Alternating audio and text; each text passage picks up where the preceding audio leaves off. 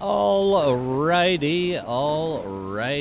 What is going on? It is all NFT gaming. I am TheSpiz, and we are back to doing some grinding. We have had some delays in our regularity, but you know what? Shit happens, and we are going to press on. But we are going to be joining with PettiFogger, one of our newest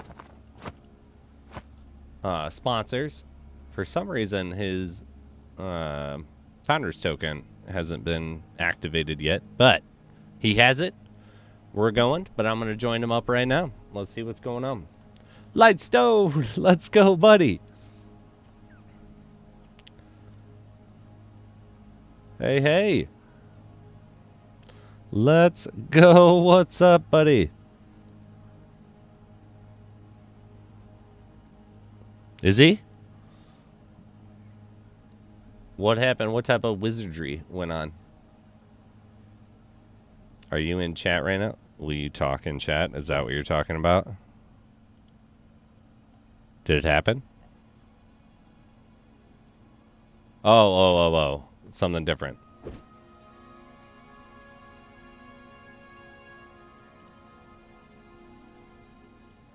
What kind of picture? What is this? This is a lot of suspenseful breaks here. A little too much.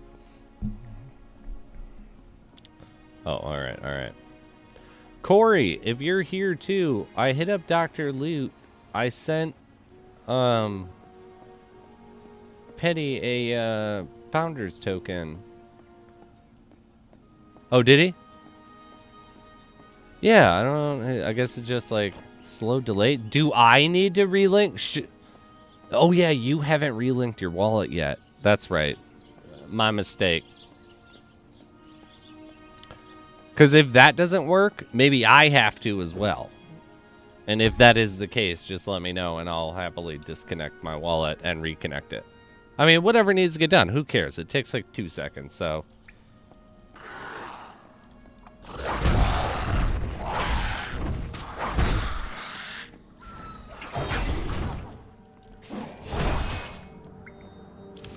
Wait a minute. Oh, dude, I do that all the time where it will be like, I have to answer X, Y, and Z.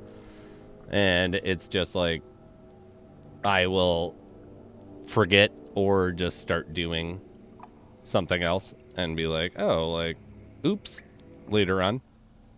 I always get to it, but, you know, it's not always in the most timely of fashion. So, Corey, I do use my chubby hole, but the thing is like the cables from my monitors to my computer, I can't really use that for it, right? Like, just get a drill bit and a tiny bit of patience, and just drill in the wall. Drop those cables down and pull them out at the bottom. And drill, like, after you drilled another hole, just make them invisible. I live in an apartment. Do it anyway. You can literally, it's such small holes that I've told everyone, and no one has actually had to, like, not financial advice, but no one has actually ever had to pay their deposit because you can literally just take a little toothpaste. Like, you could use toothpaste. I know one friend did, but like, just go buy some fucking like $5 spackle and I'm gonna have to spackle because like I know you dented the place. Everybody dents some wall if they're renting. It's more so like the hooks in the ceilings to hang lights and other fixtures. Yeah, like you're just like literally you don't even need like a scraper. You just take your thumb and pop it in that hole. That was there when I got there. It's not the first time I've used my thumb to pop in a hole. Yep. Sometimes you gotta do that to get yourself out of a situation, you know. Corey, that's the secret between you and I, okay? I told you when I was taking the pictures. You gotta show me that too. Only if you show your cable management, okay? Because I mean, your pictures are very dark. They are. I'll send you one with the lights on. I'll send you a new one. Let me finish My this wizardry. this How is that old hidden? kept caverns. I like turtles. John Bravo. All right, we're gonna see though if the giveaways came back to life after this run. And then look at that cable management wizardry-ness. Oh my God! Will you make that Corey's bigger? on a different level. Oh, okay. Let me turn on display. Look, wizardry. Oh, they're on fire. Oh yeah. Top angle. Yeah, that's the craziest part. That. Bam! Look at that. What the Can't fuck? even tell. Corey, that is not all going... wait. All right. No, if he's doing that good at cable management, that's coming out of a power strip. All right. Oh yeah, right there. It has... Yeah, okay. Right on the right there. Yeah, there's a... But it's just like... That's nice, dude. You look at this oh, it's picture, right above. I this. didn't even realize it. I was just saw, like... I, like, glanced up while I was fighting. And, like, I was like, he is not plugging all that into one. Like, and then I was just like, oh, yeah, no. Power strip into one. Mm-hmm. It's and about to be like, you got some block of wood for big the, old for balls. A block of wood. For the arm stand. I really, yeah, I like that too, though. Wait, did that get... Is that because the mic's on that side? Yeah, mic's on that side. Did you move the mic, Corey?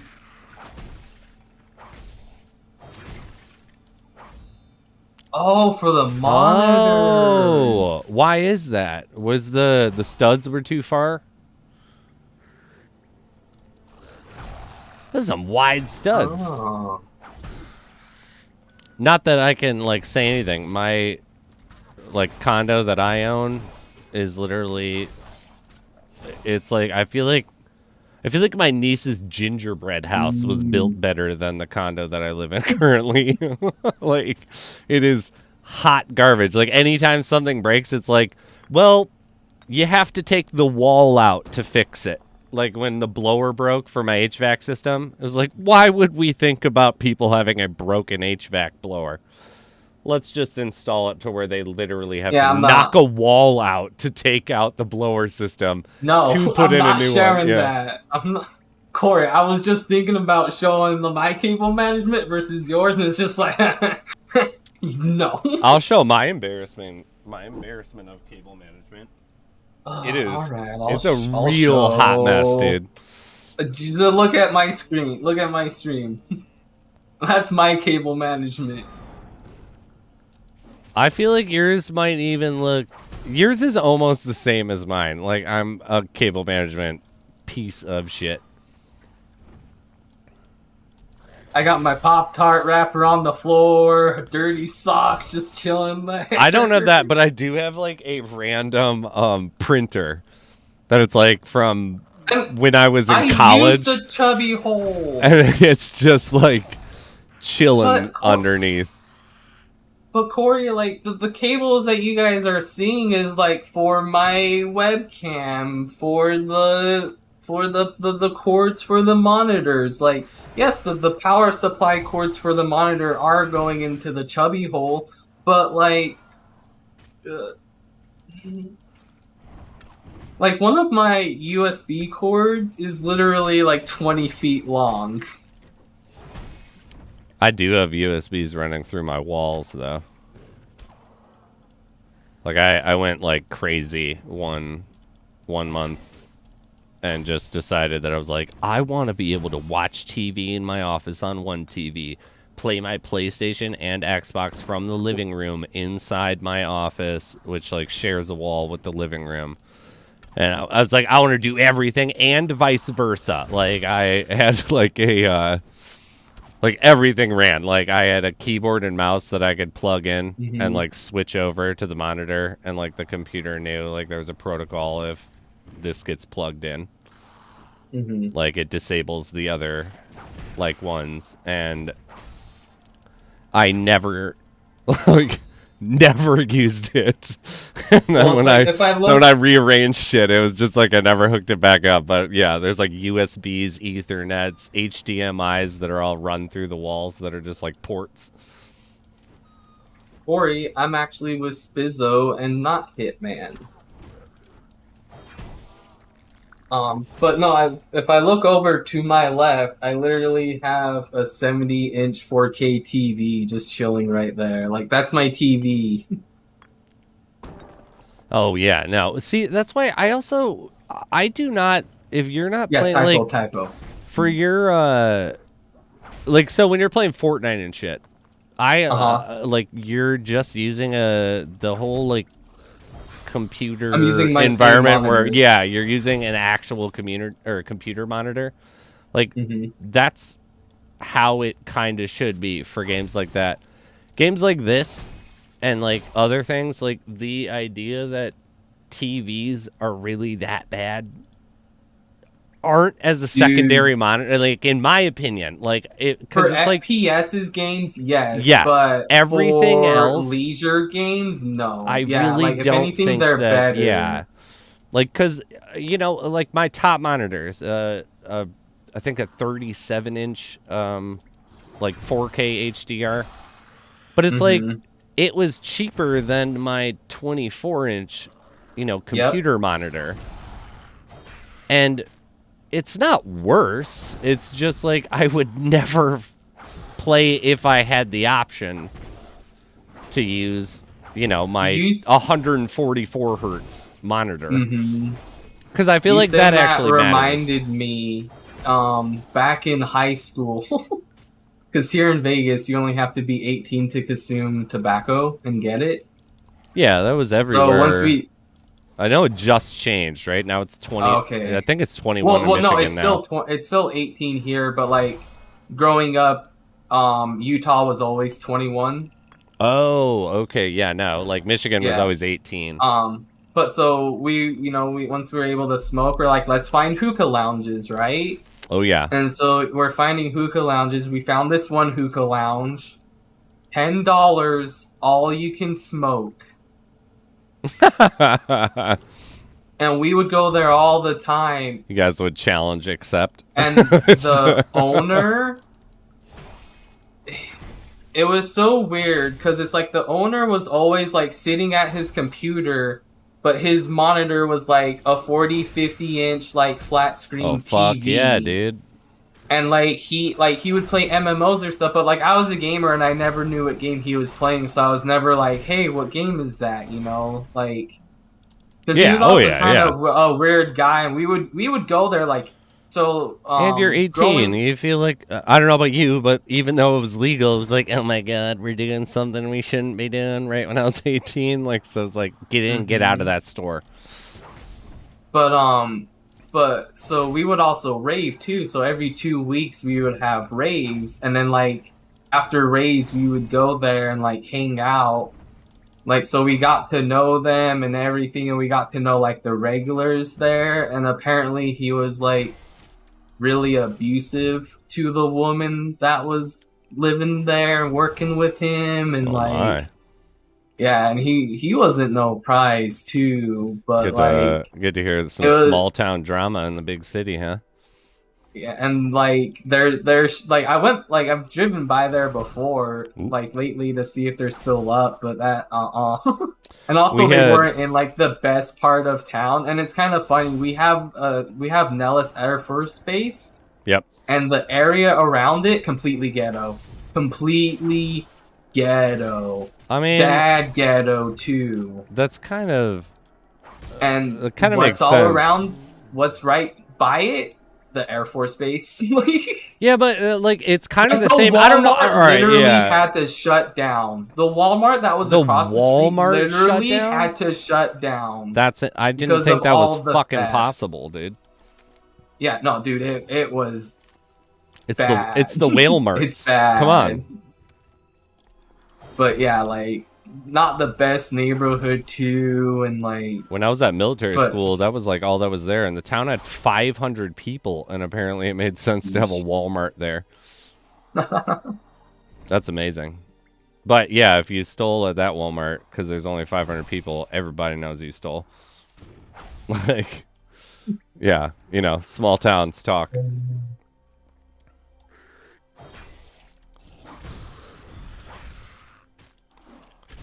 You should literally, like, take 10 minutes after one of your dungeon runs and relink your wallet on the website, like, off screen. Because I really want to know what I have to do to proceed.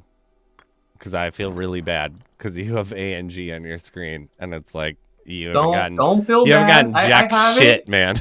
Like, no, I have it. It's there. I mean, sort of. Like, who cares if it's not usable? I mean, it's still technically usable. I mean, I know it's coming.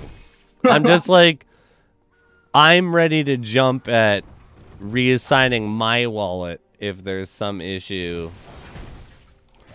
Oh. You know, because it still shows that I have 2 in the game. Mm-hmm. And I don't. You know. Yeah. Like.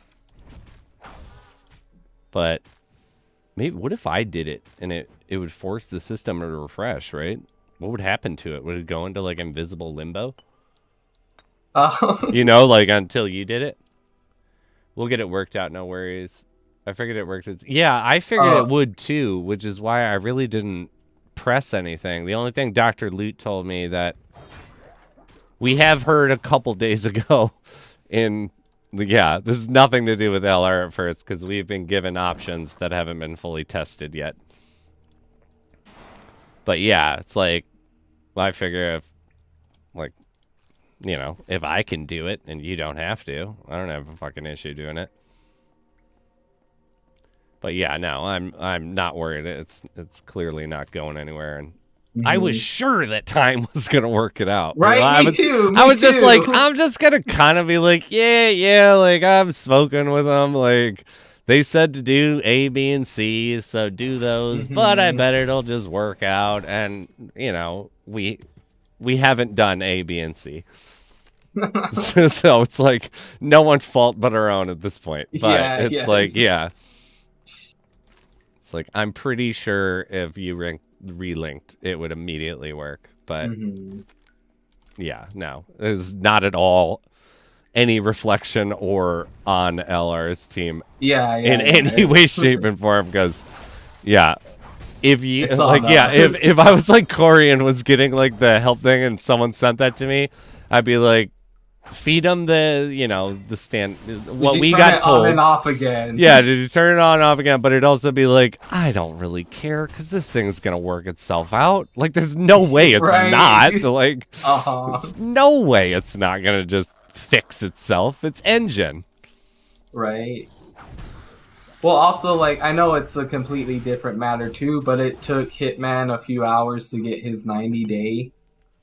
But he was finally able to get it. What did he use to buy his 90-day? Shadow stones. That would probably be why, and I would again label it on engine. Because, like, I was saying earlier... he even tried to check his engine balance, and it wasn't even refreshing for him. Yeah, no, that is, like, nothing to do with the game, in my opinion. Because it's, like, every single time, I usually save, like, $25, like, a month that I specifically spend at Lost Relics' website just to like support the project as like a direct funding to it.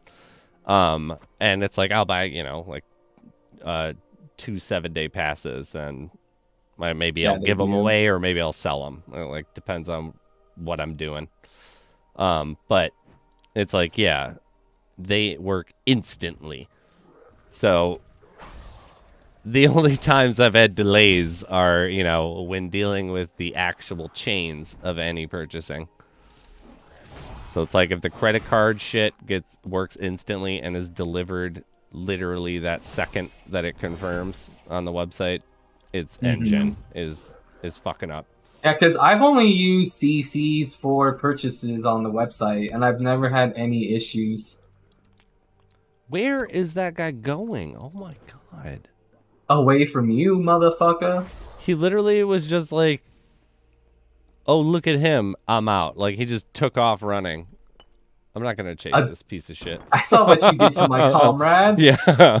I'm not chasing that fucker. I know, dude. Like, oh, there he is. And you're dead. When they get injured, like, if they have any more than, like, a quarter of their health missing, they're gonna fucking run from you. And it's like, why are you running?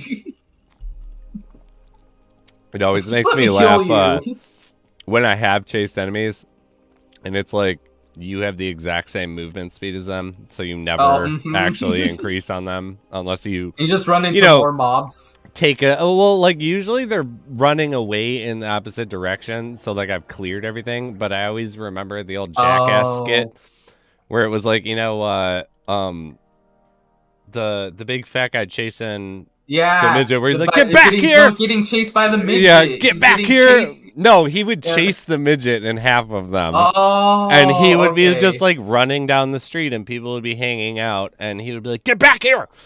Like, get back here! And they'd never actually increase distance from each other. Yeah. And it's like, it just reminds me, like, God damn it, get back here!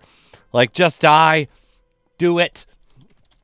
That fucking reminds me now. I'll find him 9 out of 10 times. Because there's one where, you know, he's chasing him, and then they run around the corner, right? And then he runs back, and then he's getting chased by a whole bunch of midgets that are also like in their underwear. Yeah. Like, what the fuck is going on? I think one of my favorite ones was from season 1 of Jackass, like when it was really low budget, and they were in Bam's town, and it was Bam and who's the guy who used to freestyle? He like went bald. He did the mustard freestyle that like a bunch of people knew if they were like really into Jackass shit. Yeah. Brian D. Carmelo. Like I don't remember what his name is, but anyway, it was him and Bam, and he was in this coffee shop waiting in line like in the morning, and he was in full hockey gear. And Bam comes in like behind him, and he's like, you think you're some tough shit on the ice? How about now, bitch? And just like hits him, and they start fucking brawling inside the coffee shop. Yeah. And it was just like, can you imagine? Like it's 8 a.m, I assume, because it's like the middle of nowhere, Pennsylvania. So if it's busy, it has to be right before people are going. And then 2 guys in hockey gear just start like straight up fist fighting, like they're on the ice in front of you. I would be like, I'm going to be late to work. Like, I'm just going to come up with whatever excuse because I have to see how this plays out. Like, let's go. But my wife is having an allergic reaction. I'll be in the office when I can. Bye. Yeah, like, sorry. Just watching. It's like, I gotta go. Ooh. So Corey is talking to Sous Chef about their setups and trying to convince Sous Chef to have a little cooking setup on the side of his gaming rig. So like as he's running dungeon, he's also that would be so fucking hilarious and amazing. And then they were talking about like, oh, you gotta be careful with the oil splashing and all that stuff. Put up a plexiglass shield. What if you sous vide? Oh, isn't it sous vide? Is it sous vide or is it sous vide? Well, I'm maybe past tense is what I'm talking about. Like, oh, that's true, actually. Sous vide. Yeah. I don't know though. I don't know if that's actually how it's. That's just how I feel like I've heard it pronounced from my wife. Sous vide, or is that sous vide? But it's French. Yeah, so sous vide, right? I guess phonetically is how like we're saying vide or. A sous vide or sous vide? Oh, yes. Okay, so vide. Yeah, sous vide. Hell yeah, I do. You can't blame PettiFogger it's for canon. That. He runs the kitchen and the bar at the tavern. Hell yeah. It's canon. All right, Corey, I'm sure that Petty has brought this up, but I haven't been around or heard about it. Is there a rum ham in the future for Petty, or at least a title like Master of the Rum Ham? Corey? Have you even heard about this? I would assume that you would have told Corey about this. So I already know if I could pick my one custom title, what it would be. My one custom title is Emily Elizabeth. He wants a rum ham, and I've written it down. Oh, nice. Okay. Don't forget, it's 120 proof. 120 proof. I do really want the intro. Like, I forget, what is it Cliff saying? I'm pretty sure it was Cliff in one of the times he was in a stream or something where like we could buy a round for everyone that was inside. Yeah, And I really do want alcohol to be brought into the game where it's like a consumable where it's like increases strength by X amount or your health or regen or anything like that, but also decreases your chance to hit. Like, so you could hit harder, but you're might gonna miss more because you're drunk. Like, you know, kind of how Fallout did it. Like, did you play Fallout when you could... It involves injection. The rum ham. What's a rum ham? Petty, you gotta take it. It's yours, 2022. Man. I don't drink my drinks anymore. I eat my drinks. Mm-hmm. So you soak a ham in 120 proof rum. This is 120 proof ham. And then you bake it. But you also gotta put pineapple and cherries on top for eyes. Oh, I like it. You gotta class it up a bit, you know? Yeah. I like your style. I didn't realize that there was gonna be... It was gonna be like one of those rum hams. Like we ain't going like an old ham. like suburb ham, right? You're talking about, right? Like the 50s ham where they had like, yeah, the pineapple and cherry eyes. Are you watching my Twitch stream? I am. Okay, hold on. After I kill these, I have to do something because you'll do it. I'm gonna love it. I know I am.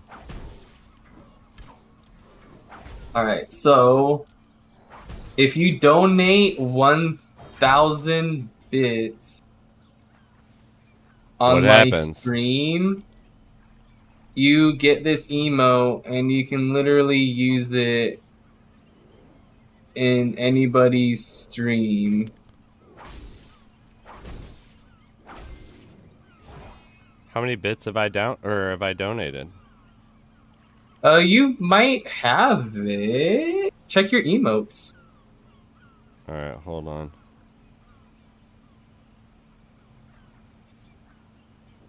All right, I have to have it now, if I didn't before. Aw, thank you for the 500 biddies. But yeah, so like once you've done the 1,000, but yeah, this is the Petty rum ham.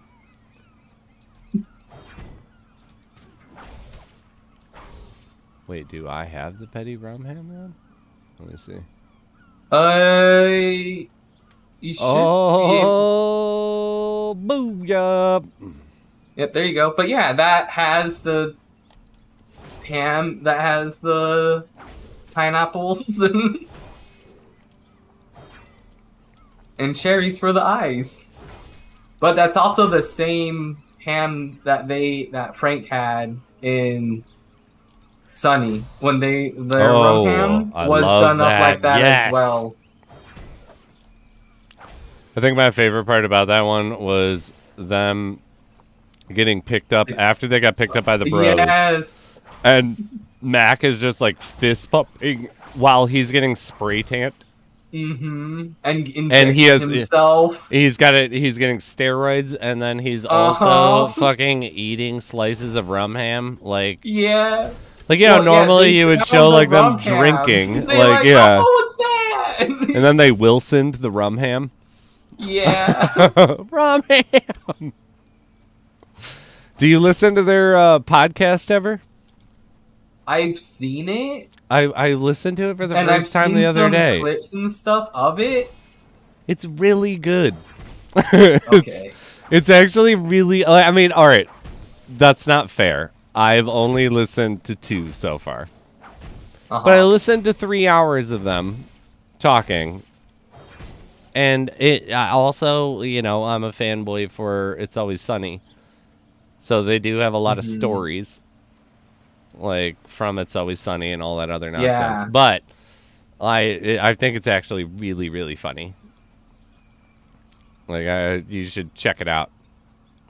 You know, because I've watched videos on Instagram and those things, and like their feed comes up, and like one I really want to start watching is Bobby Lee's. I want to start watching and listening to Bobby Lee's and Not Your Mama's House. Oh, you know who I actually really like that Bobby Lee's on like really regularly is Theo Vaughn's. Yeah, Theo. Theo's real funny, man. Oh, dude, can I please find it? The other one that like upsets me because I find myself watching it quite often, like where I've never once gone to their actual podcast and been like, let me watch one of their podcasts. But I will find and run across like 10-minute clips from their podcast, and I'll watch the whole thing, is No Jumper. And I hate every minute of it.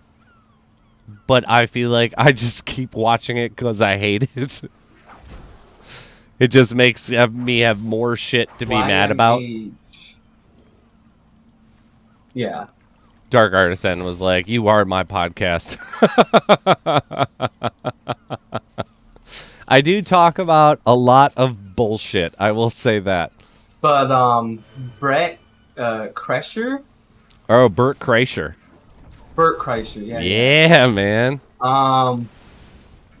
Dude, yes, here it is. Oh my gosh. Oh, we gotta watch this. This is the best. I'll stream it to Disco so you can watch it like without a delay or anything. Or what is it? Is it The Machine? No, it's Tom Segura dance video. Tom Segura's my wife's favorite stand-up. All right, later, sous chef. Sous chef, much love, buddy. We always appreciate when you're here, and we can't like sous chef though. If he's still here, you are going to be held to the standard that when we have a giant LR meetup, I will supply all the cooking apparatuses. You just have to make some shit. Because he's the cooking extraordinaire of... Yeah. Dude, I fucking loved this. This was amazing. I don't know which one... Oh, you're talking about the Kool-Aid? That podcast? Well, it's... When he's like, what are you drinking? And yes, he's like, yeah, Kool-Aid. Yes, I've watched this podcast, yeah. But this, you gotta watch this. Oh, do it.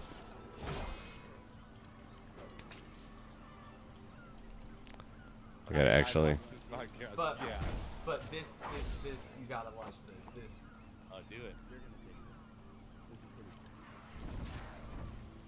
I love how that was like his first thought. Oh, yeah.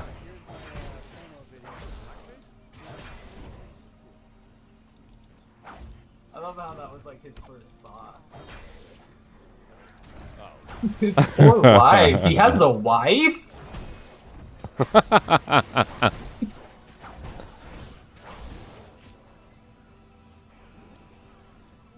poor wife. He has a wife? I know.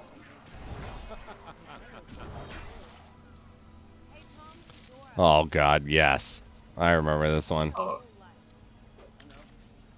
I know. Show this motherfucker how it's done. Tom Segura, bitch. Oh, God, yes. I remember that. Alright.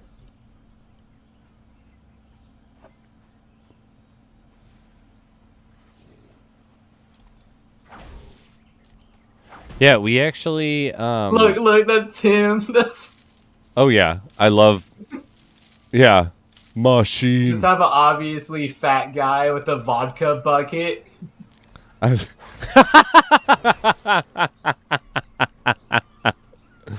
I don't know if I ever noticed the vodka bucket. Yeah, vodka. I do remember hearing about Burt Kreischer when Van Wilder came out, because like I look up all the shit about movies. Yeah. You know you're my best friend, right? Literally stabs him to death. Yeah. And then dances. I love his hair. Like the tight, like... Right, like Steven Seagal. I was about to say Steven Seagal, fucking tight ponytail. Like, I am... Yeah, I've been dancing my whole life. I am the strongest man.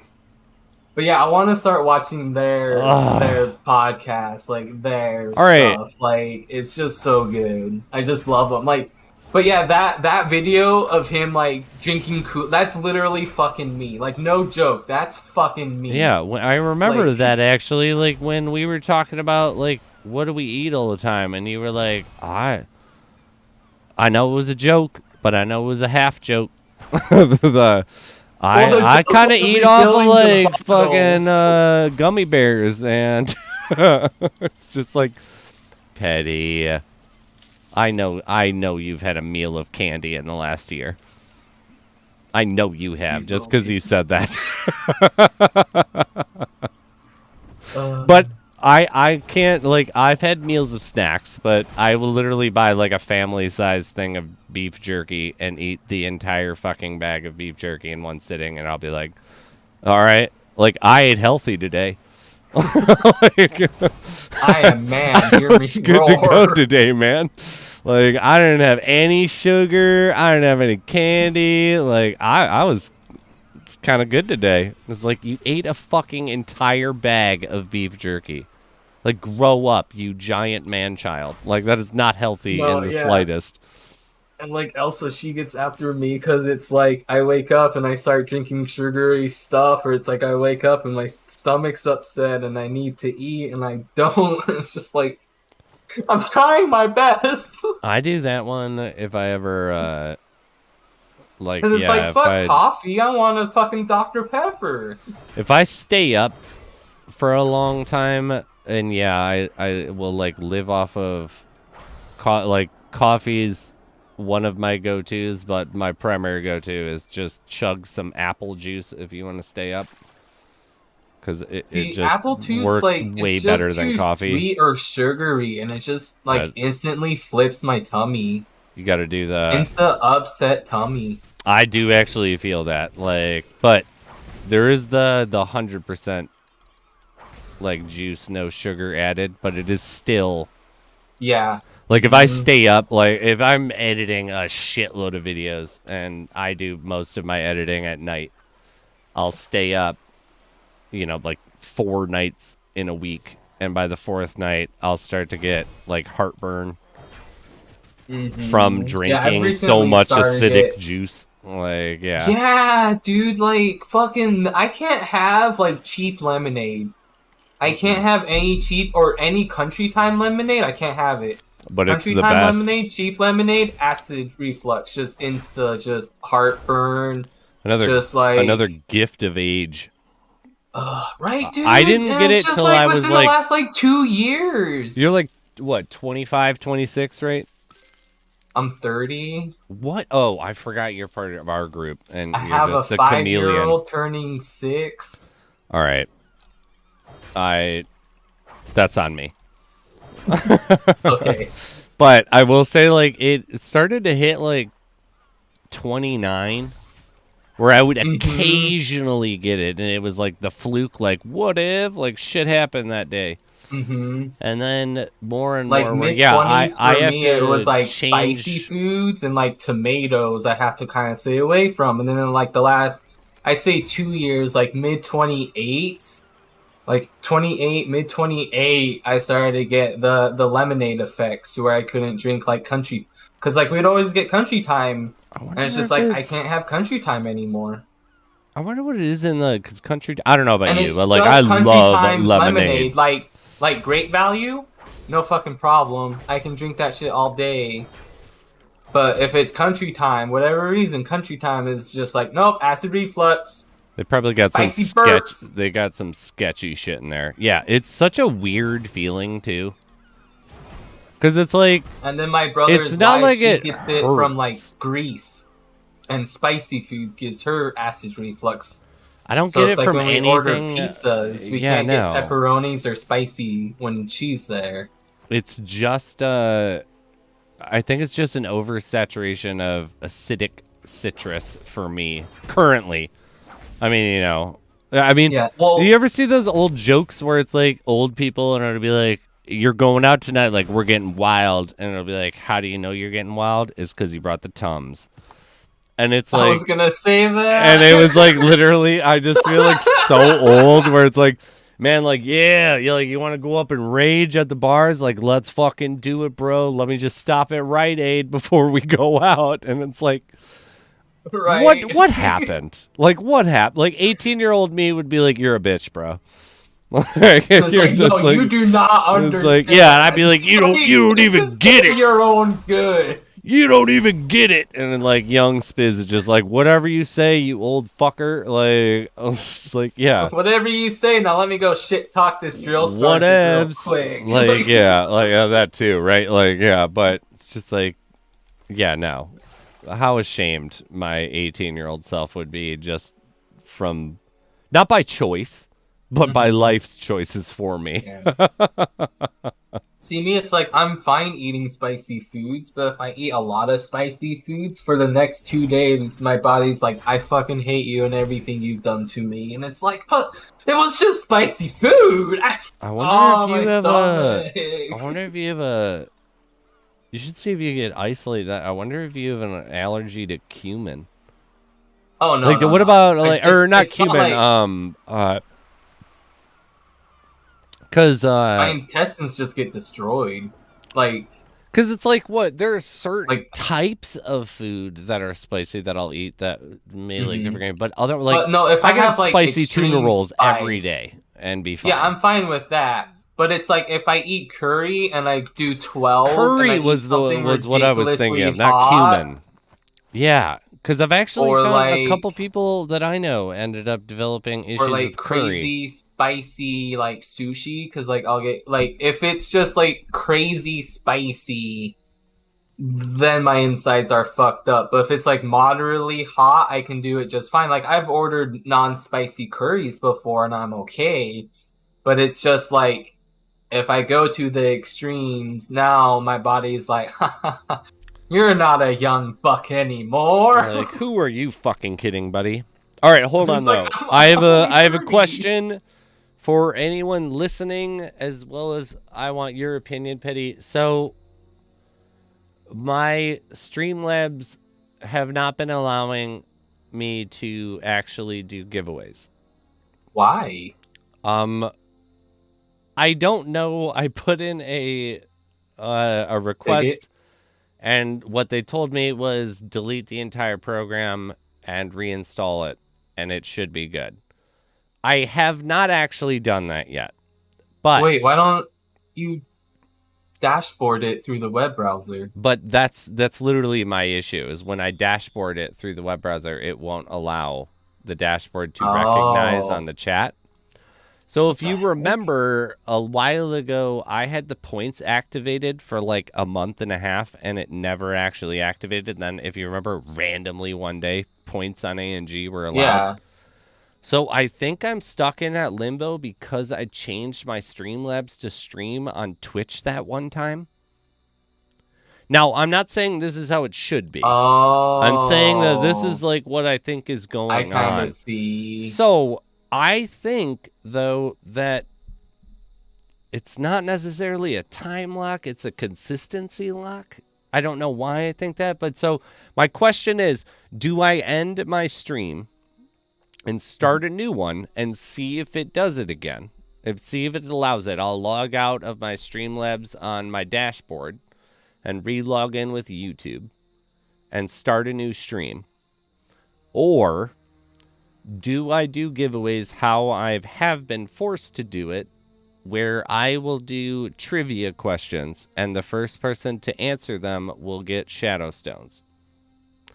And the way that this is kind of a nice little dealio is the fact that you have to answer on my stream. But because if you're listening on your stream, you don't have the 25-second delay that YouTube has. Ooh. So I did this with Jay the other Oh. night where it was like, you have to tune into, like, let's say, Petty's stream to hear the trivia question.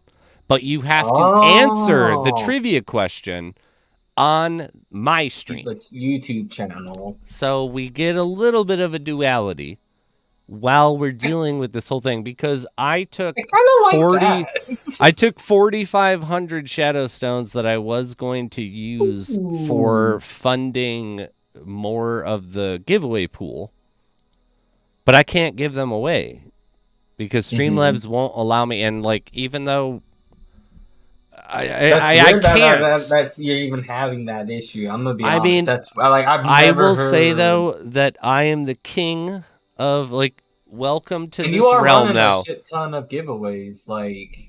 No, but I'm the king of, like, shit shouldn't happen the way it does. Yeah. Like, I was the first person, according to Samsung, when I contacted them, to have an Evo 860 SD 1 terabyte hard drive go bad in under a year. Oh yeah, that one. It had never happened before. And they didn't believe me at first, and they were like, we will not honor any reimbursement until you send it back and we inspect this thing, because we don't believe you. It's never happened anywhere close to what the time, because I had it for 6 months and then it failed. And they're like, this is like the closest we've had to this is 14 months. And because I pushed it up, you know, I was like, this is unacceptable. And just kept being like, send me to your higher up, send me to your higher up. And eventually was talking with someone, and they were like, literally send your hard drive and then we will reimburse you if we deem it is worthwhile. And they ended up sending me one, and they were like, we don't know what happened. We've never seen this. We don't know why this doesn't work. And every single section of its manufacturing on the line is the same. It's fine. Yours was fucked up. And my computer, I've sent to 3 different computer doctors, even though I consider myself pretty well-versed in computers and software. Definitely not a novice. I mean, yes, like, not enough that I should have to send anything. I've replaced every single piece of this computer but the processor and the hard drive, and every individual part up till this new... I haven't done this with the new graphics card that I got. But before that, before my graphics card catastrophically failed for no reason, I sent every single part, and I was like, what the fuck is the deal? Why does it keep crashing on Adobe for this stuff? And they would run it, and they'd be like, we see the crashes, so we don't really know because we ran diagnostics. They took every single part out and tested every single part. It worked perfectly fine, but when you put it all together, it, for some reason, didn't. And it's like, none of this makes sense, because one of the parts would have a faulty section. It's like if it was the motherboard, when you tested just the motherboard with none of the hardware that I had in there, it should have errored. But it didn't. And so it was like, then you put it all together and something fucking happens. It's like, and so I have this unique ability where I like break programs and electronic, like, I cause errors that shouldn't happen to people. Like, I even have one for Lost Relics, because Cliff said I hold the title for the most website errors in one section, where I got charged, what, $160, I think, for a $20 charge. I got charged that many repetitions of it. Yeah. Or maybe it was more, actually, because I think he said it was 4 times. So think about a $40 charge. And I got charged $160 for it. And I also remember annoying Cliff because I was like, can I get that money back? And then by the time the credit card company refunded me in 2 weeks, there was a new giveaway, and I spent that amount of money again. And because he had offered, like, do you just want credit? Like, we just give you credit for the website, and you know, when the credit runs out, it's like, I don't know about that. Like, let me get the money. And then it's like, all right, refund went through. Cool. Can I buy $120 worth of stuff now? And then also about the transaction fee. Yeah. Was not ideal. Spent But more yeah, it's than like, gave away. so, all right. Should I stop the stream and start it up? Which I really don't think is actually going to fix it. Or should we just do this duality one? I vote we do the duality. What does everyone else think? And I will say the duality one, I understand it's not fair having just movie trivia. Oh yeah, all kinds I of think trivia. that we can start doing different genres and stuff, but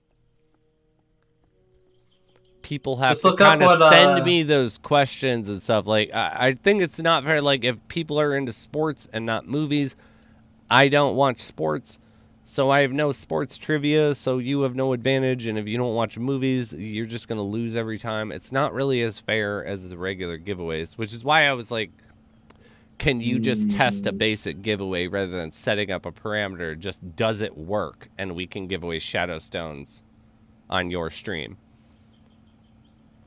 where like I collect the information, but it's actually just a entry and whatever. But I did like the movie trivia, but again, I don't think it's fair. People, please voice your opinions on if we're gonna do trivia, like maybe do Lost Relics trivia, because it's, you know, the first person to enter. But you get what I'm kind of saying? Like, it's not fair. Yeah. It's not fair because, like, you know, not everybody's gonna know movies or know sports, like 4,500 shadow stones were allocated to give back to the community, and because the game is, or like we might know some history stuff, but it might be like U.S. history, and people aren't from here, so why would they know that? So I just like, how many dimples are in the golf ball? Lightstone, if that were to ever happen again, would you opt for the credit? 1,000% I would, and I wouldn't even ask for like a per diem.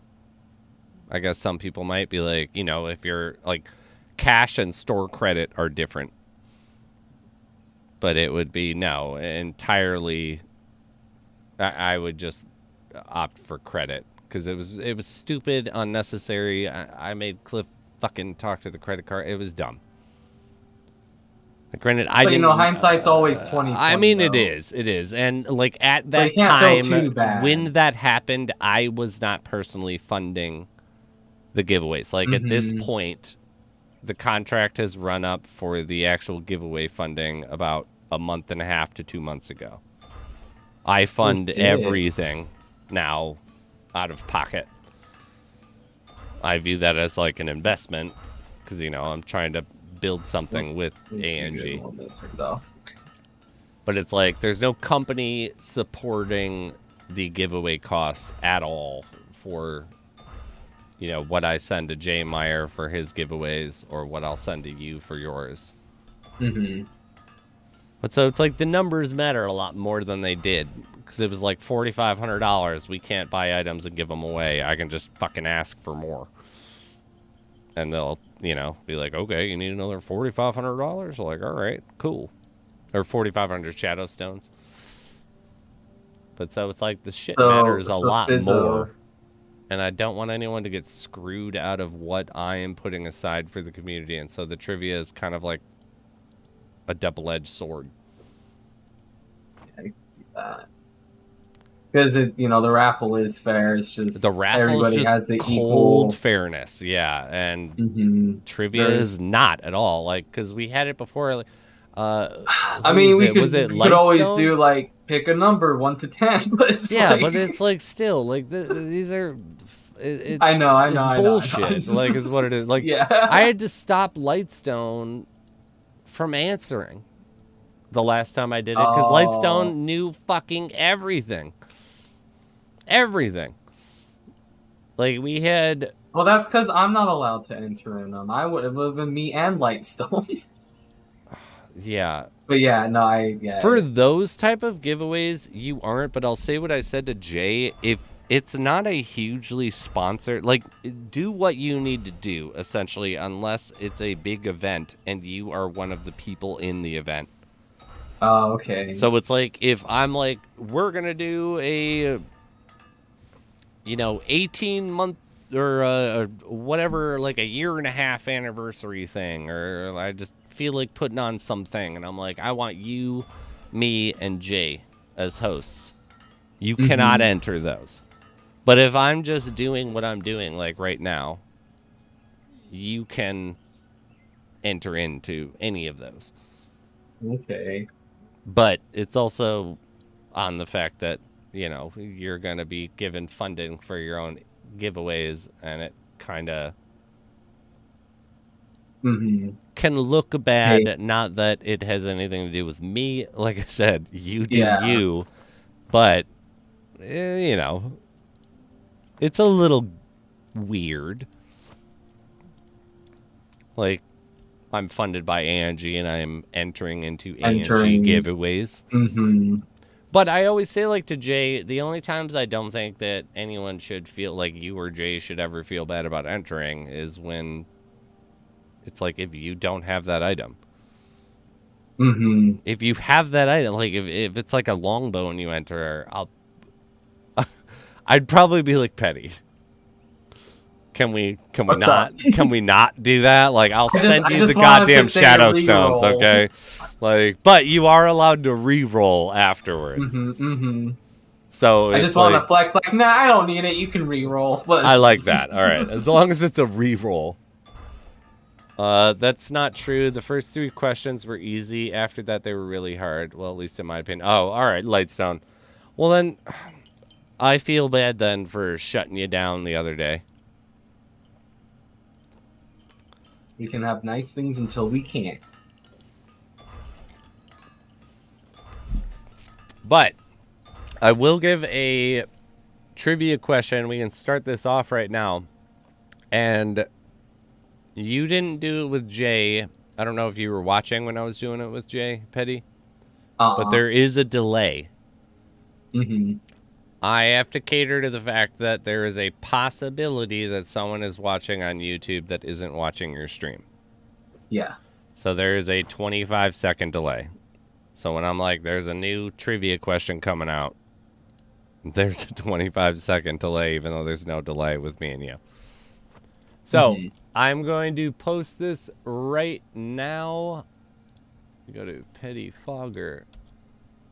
If you are not dual watching Petty Fogger TV on Twitch and myself, All NFT Gaming on YouTube, we are going to do another little duality giveaway.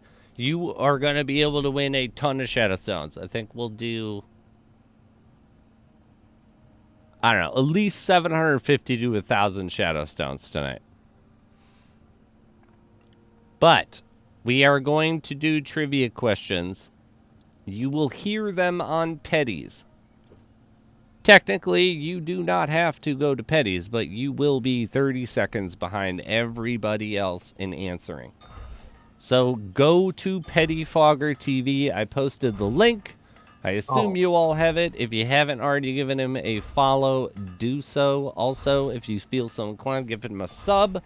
He's got a ton of great perks, part of the ANG family. But so we are going to do questions on Petty Foggers, and answers will be given on ANG's YouTube.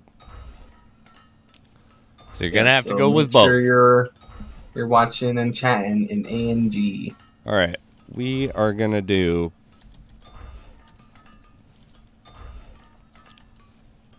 All right, and the way this also works, Petty, is that you are hopefully being publicly trusted with the verification for this trivia. I will send you the question and the answer before I send it to the public. So there's at least a time lock, like we have that the answer that I was looking for is there before people are actually, if you get what I'm saying. So if anyone wants to claim bullshit, it's ahead of time. But all right. We'll start off with a big one. We'll do 150 Shadow Stones. And just so everybody knows, the Shadow Stones are paid out in JEng and sent directly to your wallet. It does not cost you anything.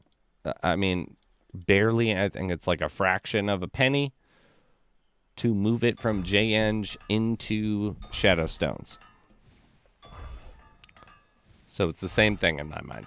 So if you win 150 Shadow Stones, you get 1.5 JEng sent to you. Ooh. But we Fucking will fat do... stats. I feel like I should start off with a really hard one just because... Do it. All right. Test the waters. What movie did Arnold Schwarzenegger actively trick Sylvester Stallone into doing that bombed? What movie? I have to send you the answer. I was about to Google it.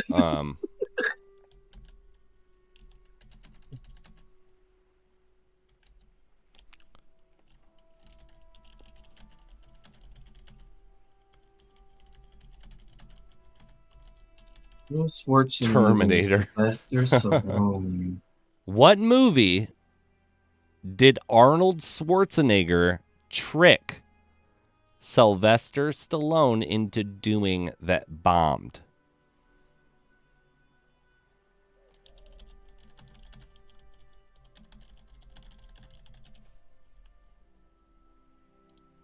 I usually like to do... No, it's an older one.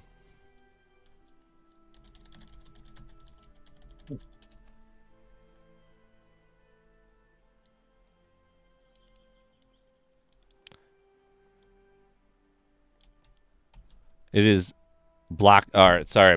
Black Menace Mafia, got it. Stop, or my mom will shoot. It came out in... I've never heard of that movie. It was like 91, 92. I don't exactly remember. But I'll always try to tell a little, at least if it's movies, I'll try to tell a little story around the trivia of where I've come up with this. Black Menace Mafia, as always, I know you know that I have your info, but you know the deal. Please post. Oh yeah, Spiz, I found something out. If you're ever tired of the rain sounds, I found a way to mute the rain sounds. How? There's an option that turns on and off the black circle around your mini map or your map when you have it overlaid. For some reason, that messes with the audio, and it dramatically lowers the rain sounds. They're still there, but it's like OBS doesn't even pick up any audible like sounds after I do that. That's pretty cool. Yeah. Black Menace Mafia, congrats, but please post your Discord. I know you know I have it, but I still need you to post it. GG's on that one. I've never heard of that movie. That's hex. So the story behind that is that Arnold Schwarzenegger did an interview in the 90s. And he was asked, I think in the late 90s or maybe early 2000s. I don't know the date when he did this interview. But he did an interview, and they asked that, you know, like, it seems like you and Stallone haven't ever worked together. I think it was actually before The Expendables came out. Oh, okay. Or The Expendables 2, whenever he showed up. It might have been 2 or 3. But they were like, why haven't you guys ever worked together? There's been this like unwritten thing that you guys have a rivalry. Is that true? And to what extent is that true?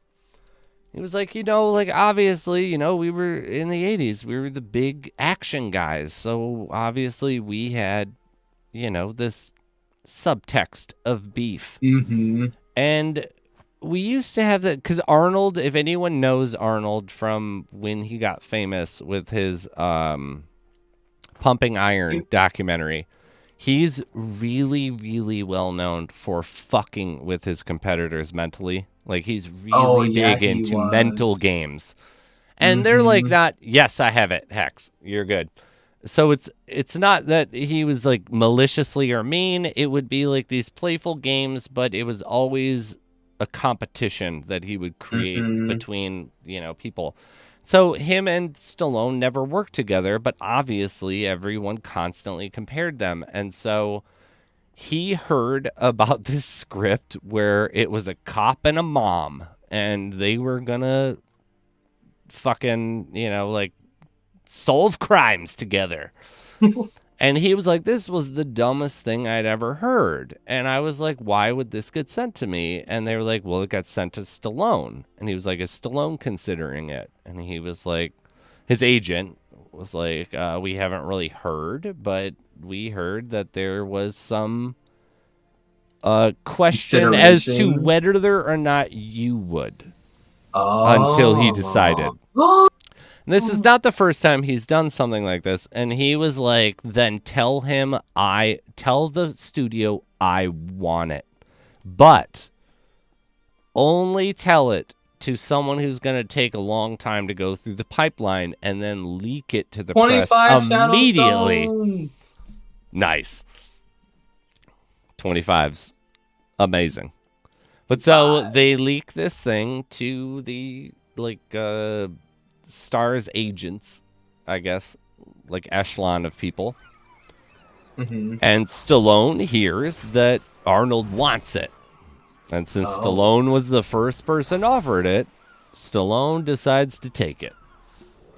And Arnold had absolutely no real interest in doing it. He wanted Stallone to do it. Because, it's like, a bomb. It's a bomb. Yeah, you go do that bomb. I'm not going to go do it. And Stallone took it for that reason. And Stallone has said in interviews that the reason why he took it was because he thought Arnold wanted it. And Arnold never did. He just wanted to fuck with Stallone. Have you seen Stallone's movies now? Like the movies he's written and directed and starred in? Yes, I actually am. I'm a big fan of Stallone. They're so bad. I love how bad they are, though. It's Stallone movies. But, I don't think he's doing it on purpose. It's not Steven Seagal bad. They're just, why do we need Rocky 7? Dude, why do we need, Rambo 6? Why do we need all of these things? Because it's action. Yeah, I grew up watching all those, so I fucking love them. But I will say that, the most recent Rambo, I thought was pretty good. Yeah. But no, it's not movies Rambo, that come out within the last 5 years. They're just oof. I mean, he's turned into the echelon of Nick Cage, and you have these dynasty actors that all of a sudden are doing just straight to movie, like Bruce Willis. You just only do straight to release. Well, Bruce Willis isn't doing any more movies. He's fully retired. I know. I actually think that's a kind of fucked up situation.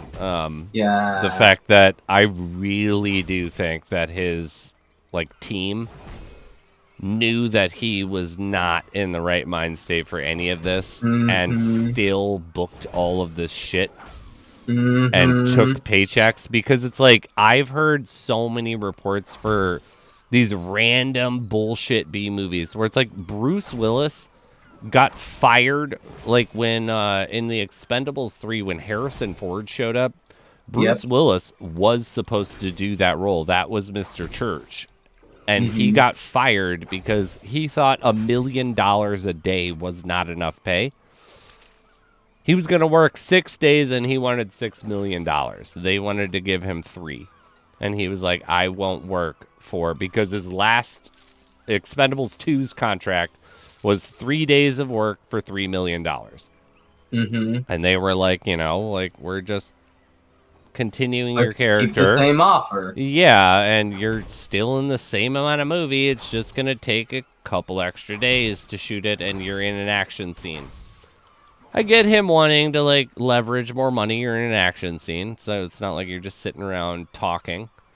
But, it's they fired him because he wanted too much money. But What is the disease he has? He has a mental degenerative disease, and he doesn't, it's one of those diseases where he doesn't really know it until he was told directly, and there are rumors that his physicals were coming back with issues for mental capabilities for... What's that?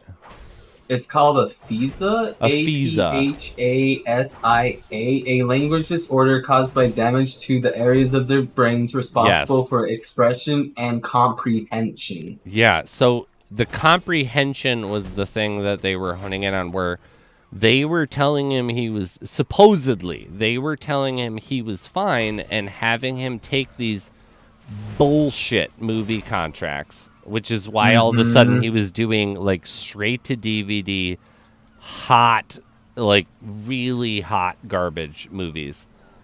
And he didn't need the money, like, physically. He did not need the money. Like, he's got, like, almost $100 million. Like, apparently there was some nefarious thing going on with his team where they knew that he was not fully there, and they were accepting contracts and telling him that he accepted them, and he did not remember accepting them, or he remembered accepting them and they would be like, it's a really good script, and he wouldn't remember being able to read the script, and he would just be like, well, if I signed up for it, it must have been decent. You guys aren't going to steer me wrong. And his entire career, like, I think this has been going on for about 10 years, and his team has just banked on him. So he has this, mental disorder. He can't remember shit. And every project, when I started looking into it, it was like he would sign up and agree to do, like, I don't know, 3 pages of dialogue. So maybe, like, 4 minutes of a movie, and he was not physically capable of doing it, and they would cut his lines and then cut his lines and then cut his lines, and then eventually he would have, like, B-roll bullshit cameos like, what's up, let's go get him, and that's all you do in the entire movie. But it's like they've been banking on this poor man for years, in my opinion, because he's been uber rich even after his major divorce for years. But yeah, Bruce Willis is not yippee-ki-ying anyone ever again. You know what like Keanu Reeves said? Probably the sweetest thing ever, because he's amazing. He's gonna keep making John Wick movies as long as fans want to go see them. We should all stop after this 4th one. Nope. He's gonna keep doing it. People want John Wick. I know he's gonna, but it's Keanu. Leave him alone. Like, stop. He's such a sweetheart. He's almost 60 years old. He has such a we have to stop him. Story. Like, let's give him some other movie. I never knew his, like, growing up and life story, and, like, all his troubles and, like, tragedy and all the people he lost. Like, it gives me goosebumps just fucking thinking about it. Like, he's all right. And he's so loving and nice, and he's not jaded. You've heard the story where someone broke into his mansion, and he walked down there during the break-in. And was like, like, my alarm company called the police. I can't do anything about that. I would like to help you. Why are you in this position? Will you sit down and have a conversation with me? And he sat down and talked with this guy while the police showed up and didn't want to press charges. And this dude broke into his house and was stealing shit. And Keanu was like, I would rather talk to you and help you than hurt your situation, because I have enough. It's like Keanu's like the golden fucking retriever of American actors. Like, how many pictures of it? It's where, like, no, I don't need a private fucking, anytime he's shooting in New York, I don't need a private car. I take the subway. And he fucking gets up from his seat to give it to women just in general. Like, he's one of the greatest people alive. And his name means cool breeze. come on. But yeah, no, Keanu is amazing. Like, I don't know if you noticed, when he starred in The Matrix, he was the third choice for Neo. Yeah. But after he finished filming The Matrix, and The Matrix, he was given a tiny back-end percentage. Very tiny. Like, under a percent, like a percent. But the movie made, almost $1 billion, like, US alone. He took his entire fucking extra per diem paycheck and gave it to the special effects department because he thought that they were being treated unfairly. Like, come on, man. You know who was the original choice for Neo was? Will Smith. Yep, and do you know why he didn't take it? He didn't understand it. He took Wild Wild West. Well, he didn't understand it, and so he took Wild Wild West. Because he understood Wild Wild West. Yeah, and I didn't know it, but apparently Matrix is an old, like, Greek story about these people that were, like, chained up in the cave. It's and there's, based like, on shadows. It's based on the poem Da Vinci's The Cave. And it's actually really, it's really profound. Like, I actually really love that poem. I was listening to, the guy was talking about when in college he took philosophy. Yes, that's where I learned it. Year, they spent philosophy on Matrix. It was about the Matrix, and then they learned about the cave, that. Man.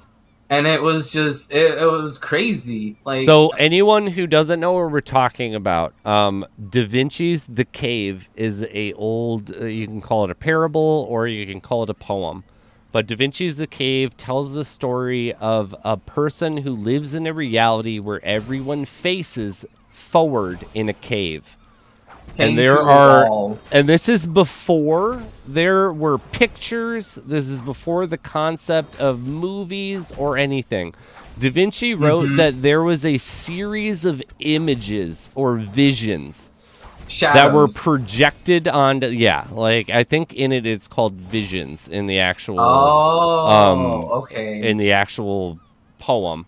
It's been a really long time since I read it, but it's about someone who, for some reason, felt extraordinarily compelled to turn around, and he wouldn't do it at first because no one would do it, and it's kind of like this rule of the parable is don't follow what everyone tells you to do and follow your own intuition.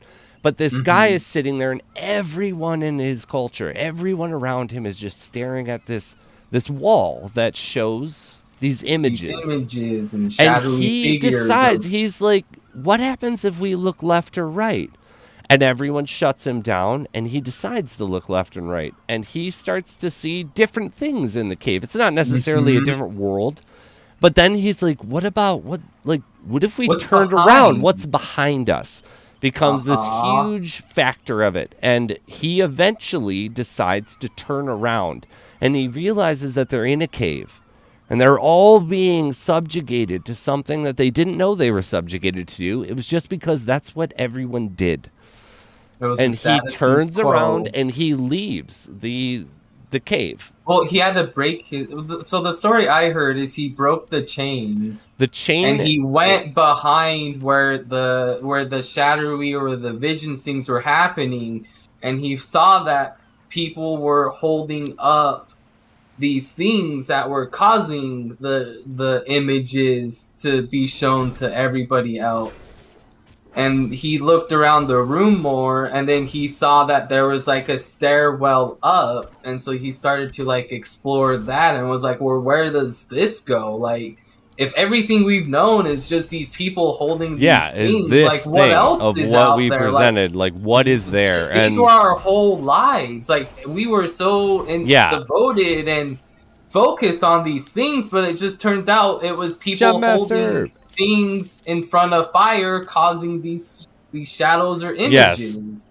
And so I do know did you so however because that's not the literal version that I remember hearing in school. Okay. But that doesn't mean, because it's a dead language, essentially. Like, we treat it as it's not, but it is. No, like, Latin's a completely dead fucking yeah, language. And I so have this we have our argument own with people all the interpretations. fucking time, and it's like, you guys are just being ignorant and fucking stupid. So, Latin's yeah. a dead language. I don't argue the semantics of interpretation, particularly because I've read a lot of literature from that age, like Greek age and stuff, and nothing. The writing is ambiguous at best. It gives you a direct skeleton of the story, like very direct, but the meat is extraordinarily ambiguous. It is what you interpret. But tell more, because it's the whole story is fucking crazy. He eventually ends up being, he pushes back on what societal like norms are, and he decides to turn around. And the parable the version of it that I heard was that he saw darkness, but he saw a glimmer of light. And he was like, what is that? Because he's never seen light. He's only seen projection. He's never seen anything like that. He's mesmerized by it. And he's like, everybody, turn around. Come look at this thing. And no one will. Everyone refuses. And they ostracize him. And they're like, if you talk to him, you are not going to be part of this. Like, you cannot be a part of whatever the fuck he's talking about. And he decides the chains, from what I remember, were sociological. So he busts out of his chains by deciding to stand up. No one's ever done this before. He's looked left and right, which would still work for the parable of chains. But he decides to stand up, and this is this awakening in this character. This is an awakening and an enlightenment moment. And he turns around, and he just abandons everything that he knows that's safe. And he goes off on the comfort acceptance, of the years everything. He spent in the cave. He knows that he's fine there. He knows. But he has to scratch this itch. He has to know what's out there. And he walks through this cave journey, and while he's walking, there are all these profound elements of self-discovery. Like, oh my God, like every time that I think that I've reached the point that I can't reach, I just put one more foot in front of the other one, and then I can achieve even more. And he keeps going, and he eventually comes out, and he's blinded by the entire possibility of the world around him. And it takes him a while to actually be able to visually look at the world around him, and which is part of like which is part of like the subcontext, is the fact that the possibilities are blinding when you like objectively leave what society tells you to do, like as a whole. And he then ends up taking it upon himself to being like, this is too much for just me. This is too much, knowing that all these other people don't know. And he goes back. And like, they're just looking at shadowy image and visions of trees and other things. And it's like he actually sees a tree. Yeah. Like, it's not just a shadowy. He actually can see and touch it and experience it. And it's like like the whole gist of it, from what I learned with like story writing and stuff with film school, was you get down to the root base of something. And the root base is that if you believe the path in front of you is set, you've already failed. And when you realize that the path isn't set in front of you, it's your job and your duty to tell everyone that they shouldn't have to do it. It's their choice to turn around, because at the end of the day, everyone doesn't stand up in that cave. Everyone doesn't leave. Continue the story, though. Some people do. Like, so he comes back in after all of this inspiration, comes back in and decides then that he realizes that there are people that are fucking essentially with everyone, that they are hiding what's really out there. Like, a tree is not a tree. A tree is so much more. Like, as just a thing, a being, a feeling, a smell, like everything about it is so much more than what they could ever tell you. And he goes back and he destroys the projection, essentially. He doesn't end it, but he Oh. breaks it. Like he stops everyone from doing that projection. And so people then have this hiccup, and it's never happened before. And he's now there, and he's like, stop. Stand up and remove your shackles of society and turn around and be a master of your own destiny. There's a world out there that you have no idea about, that you perceive, that you read about, like you reading about it, like whatever it is, just go do it. Turn around, just look, just give it a chance, turn around. And it was like social constructs and forced societal norms were so much so in my mind in that day that this was a story that was controversial, that made it through the ages. And in the end, not everyone leaves. Not everyone. Everyone kind of adjusts and looks around. Majority. Some of them, it does say, continued to fixate on the blank screen, just waiting for more to come. But a lot of them looked around and then went back to the screen. But some of them stood up and started to actually move around and realize that, because they had never moved either. All they did was stare at a screen sitting. So it's like, oh my God, this is kind of cool. And then it's like, what the fuck is that? And a bunch of them realize that there's a light at the end of the cave. And they're like, what is that? And it's like, come and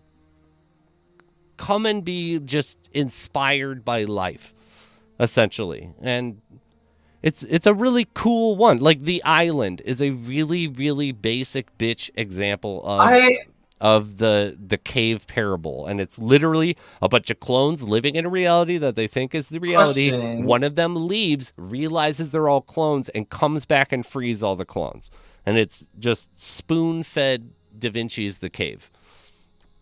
I thought that they killed him. I thought they ended up stabbing him. I don't remember. Like, they didn't accept it. They didn't believe him. I wouldn't and they doubt. ended up turning on him and stabbing him to death. I wouldn't doubt that the ones that stayed. Can't be real. Yes. Like, what do you mean? There's no outside. Like, those things. All we have are these shadows and these visions and this. Like, he's talking madness, and like I wouldn't doubt that actually is one, because I haven't. Because when we went over this for like almost an entire semester, in all honesty, and it was part of story physiology, like when I was doing what you should do when you're writing a story, how to conceptualize, and what's important, like type of thing. And Da Vinci's The Cave was a huge section of it, because our teacher was like, I don't want to do anything with Shakespeare. Like, Shakespeare is played out as fuck. So I want to do some random Greek philosophy shit. Because we also had stuff from Archimedes and you know, a couple other of the big philosophers. But The Cave was one where we studied it for a long time, because the point of it in the class was that all of us that were in film school love movies, and we work on this, from what the teacher would say, a parable of expectation in how it's delivered. And the point of focusing on this was be a master of your own destiny. You should have a duty to help other people realize some of that. But it is not on you completely to do that, and you should never continue to follow what's presented in front of you as the example of what to do. So it would be like, everybody loves Steven Spielberg. Yes, Steven Spielberg is a grand master in making studio pictures. But he is not the end-all, be-all. And our teacher would always say that one of the biggest problems is everybody wants to make movies. Everybody thinks it's really cool and wants to do all the thing. But only about 2 or 3% take any risk with their stories. And there's nothing worthwhile telling if it's been told the same way before. Oh, dude. So you know what's really cool is Keanu did an interview about like the newest Matrix movie, Yeah, what you and think about he that one? was. I actually thought it was. I mean, like, I haven't watched it in a while, so I can't give like We an just honest rewatched it review. for the first time the But other day. I forget who he was talking to. I think he was like before the movie, like they started shooting the movie. I think he was at like the director's house or something, and he has like teenage girls who have like never seen The Matrix, and so he was explaining to them, and it was like, well, he's finding out what's real and what's not real, like God. like how what we were talking about. And he was like, what about you? Like, wouldn't you want to know what you're experiencing is real or not? And they were like, no, not really. Like, it doesn't really make a difference. And it's like, I'm kind of on them with that. Like, I get not, like, physically actually being able to do it, but what's the difference between you doing it in a virtual simulation world versus the real world? Like, you're still Dude. getting the same All right. experience. Here's You're just a not question then. physically getting that experience. Here's a question that builds on what you're talking about, and I've asked this of a ton of people, and I usually have a differing answer. Uh-huh. If you could be plugged in, if the Matrix was real, okay, 100% real, like we are literally in little tubes powering the machines, and they have created this fake construct for us. Knowing what the Matrix is after it, like, and what reality is in that world, would you want to be 100%? I'm not unplugging myself. Fuck So that many people Fuck that shit. I'm sell living in the me happiness. this shit of being like, I would rather like unplug. And I'd be like, I'm No, sorry. You're fucking idiots. The older I get and the more people I meet, I fully come to comprehend the depth and well of knowledge that is the statement, ignorance is bliss. Is bliss. Uh-huh. Like, So I why did ain't not you fully, I smiling? never fully understood it until I started to get older. And stupid people that you cannot reason with have absolutely no weight on their shoulders. They're not sitting there replaying anything. Nope. They don't care because it doesn't register. And it's like, I get it. I finally get it. Ignorance is bliss, literally. Mm-hmm. I will not say that I would rather bear the burden of, I don't know how you want to word it, like some type of a burden of knowledge. Not necessarily saying anybody's smart, but, you know, just understanding a few things. But yeah, it's like ignorance is bliss. And if I was given the choice of the Matrix and I knew what, like, Cypher, I do not agree with Cypher's methodology, but Cypher's mentality. Was like the rich boy, right? Cypher was the guy that fucked everyone over. Oh, him. Got you. Yeah. He wanted to get plugged back into the Matrix, and he was like, however, and he has that meeting with the agents, and he's like, I know this isn't steak. Like, I know this isn't steak. But my body says this is steak. My mind says this is steak. And my taste buds say this is steak. So who the fuck am I to say this isn't? And it's like, I would so much rather eat steak that wasn't real than be conscious. Because what do you have to win? Like, what's the end game? What do you... You have a hard fucking life if you win your end game in the Matrix. Yeah. Which I'm not opposed to if something gets thrust upon me, but if I have the choice of being like, you can eat slop and shit and like tasty wheat for the next fucking 20 years and be hiding at the core of the earth in some place with no sunlight, no fruit, no tasting, no anything, none of that. Or you can be a battery, but have every form of your conception be that this is just what we live right now. You don't have to fucking argue with me. Done. Sold. That's why I like I'm that totally. one rogue program that had the ghost twins. I respect him. Yeah. Because he also knew, too.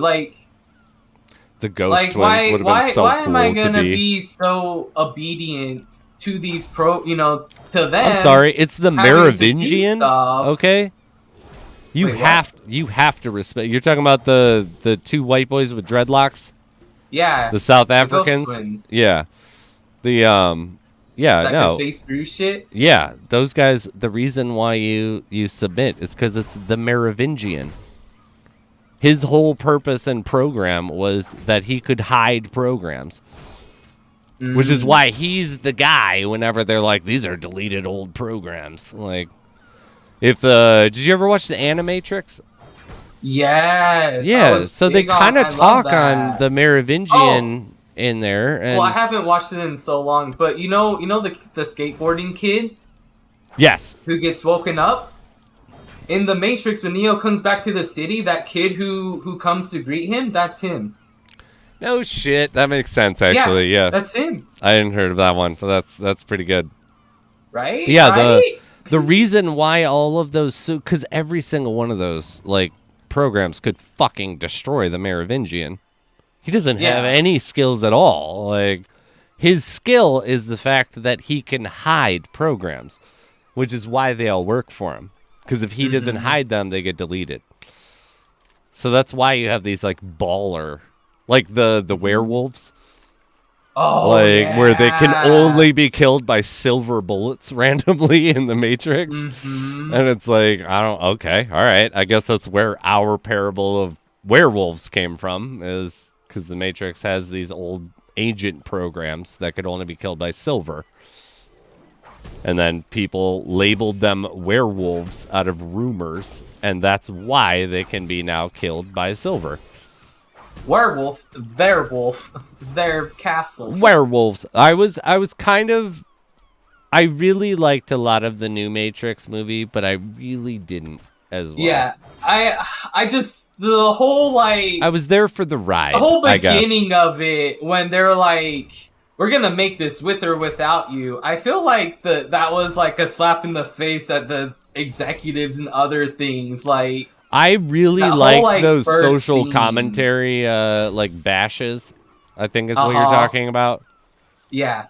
I really enjoyed that because I expected a woke Matrix. Oh, I mean, like, regardless of how anybody feels, like, that is a stringent metric that has been unfortunately dished upon. Well, I don't know how you'd word it, like slow release. Like, did they sequels? always plan to do what they did to Trinity, or was that just like a last movie thing? I think that was a little bit of wokeness. Because, like, also the other thing too is like in the third movie, she too could fly, but they only thought Neo could do that. She couldn't fly in the third one. When did she fly At like in the the Matrix? end of the movie, she flew. Are you talking about when she jumped off the building? No, she could. I could have sworn she flew. She doesn't. She flies right off a building, if that's what you're talking about. Or I thought they did something with. I mean, it's been so long since I've seen them, honestly. No, but like, she had no powers. Okay. I mean, other than the regular, like, she had the same powers as Morpheus did. But she did not have anything. Like, her point in the whole story was that she was the wife of the Messiah before the Messiah had shown up, which is a beautiful paradox of a storyline, because it's like, Petty, you are destined to be with person B, and that is what the Oracle is going to tell you. But there's this whole thing of, like, that's part of what makes the Matrix really good, is it destiny or is it manifested destiny? Yeah. And it's never answered. And it's like, is it because the first Neo movie, embraced really his destiny? manifested? Yeah, but that's why like, I remember I saw the Matrix at a young age, but it impacted me so heavily because I just had so many questions that I didn't have before seeing the movie about life. Like, not the movie itself, but being like, that was the first time I had heard the concept of a construct of reality. Who's the fucking say? There's no way to goddamn prove it. It could be true. Well, people do say that we live in a simulation. That's what I mean. Like, it's like there's no one to actually say these things. Like, you cannot physically prove it. And so I had never been proposed a question, an existential question like that I took seriously at that age. And then I saw The Matrix. And I was like, wait a minute. Like, what is going on? What is all of that? Like, what like, I questioned things. Like, I didn't necessarily look for a direct answer and wanted a direct answer, but it was all of a sudden like, why couldn't it be? And if it couldn't, like, and if the answer is why couldn't it be, then why couldn't it be for everything? And just, yeah, like, do you believe in destiny, or do you believe in manifest destiny? Do you believe in free will? And I thought I believed in free will, but I also think there are things that don't make sense with circumstance and people's history that, you know, it seems a little bit like you were destined for this thing. Like, Sylvester Stallone's a great example. Sylvester Stallone was trying to be an actor for fucking years and was so broke that he sold his goddamn dog. And he said that it was the hardest thing that he ever did in his entire career. He sold his dog because he had no money. He was literally living in his car, and he didn't have enough money to feed either of them. And he was like, I know I can't feed myself. I want my dog to be fed. I need to sell my dog so we can both eat. Aww. And that's the best way we can both eat. So he sells his dog for, I think it was $500. Yeesh. Which was a lot back then. Like, you know, like, I guess a pedigree or something like that. But I don't remember the exact number. It was quite a bit of money. But he sold his dog. He then did a porno because he was so down on his dirt. Right. He got ready to leave Hollywood. And he was like, my last dish effort was that I wrote the movie Rocky. And I'm going to try one more time to just push it around Hollywood. And eventually it pushed around within a couple weeks. He was hired. He was starring in it. He was completely paid. And he got paid, I think, if I remember, like $200,000 for writing and starring because he was a nobody. And he paid $50,000 to get his dog back. Yeesh. It's like, you know what? You're one of the good ones, dude. You're one of the good ones, man. Right. It's like, I can't imagine that. But it's like, that seems like manifest destiny. You hit literal rock bottom. You sold your dog, your best friend, that you paid then $50,000 less than a year later to get back. When you sold it for under $1,000, I know for sure. It might have even been $50 that he sold the dog for. Because it is the 70s. Like, but it's like, you've spent then that same year $50,000 to get that dog back. Like, do you know how much that must have hurt that person? Like, to do that? Like, that's like... Yeah, it's like I had to get rid of Riley, like, or something like that, for $5,000, and then I have to pay $500,000 later in the year for it, and I do. Like, impressive, sir. Like, you're good on you. And then he wrote Rambo. And then he just continued to do his thing. They drew first blood. Isn't that Rambo? No, that's so Rambo. That's so Rambo. When he's just like talking to his colonel, like, you gotta come in, Rambo. Like, you know you can't do this out here. This isn't Vietnam. Like, you gotta go, come on in. This is just a bunch of local cops. And he's like, they drew first blood. Well, I That just is love how, like, in It's Always Sunny, a masterpiece Frank is of a movie, though. adamant that his life story was Rambo, and they're like, "No, that's Rambo." I fucking love when he's like, I spent time at Vietnam. Like, you went on vacation, like, in You went there 2000, and opened up like, a yeah, like factory. 2005 Yeah, I or still something saw like that. stuff. It's like, I still saw stuff. Like, it's so good. All right, I'm going to go have a smoke. I will think of a new trivia question. Anybody who has a really good trivia question, it does not have to be about movies. You can send it to me on Discord, but if you do send it to me, you cannot win. Aww. I mean, that's fucking ridiculous. You cannot send me the question and answer, then answer it and win. You cannot do it. But I'm going to go refill my drink. Think of I'll go peep at the wall of movies. It always inspires me for some random bullshit facts. But yeah, if anyone thinks about any facts that are cool, obscure, or whatever from anything, send them to me on Discord and we will use them. But we do have 850 Shadow Stones to give out. So I'll be right back. Money. Have a safe walk. I gotta eat, dude. How's everybody doing?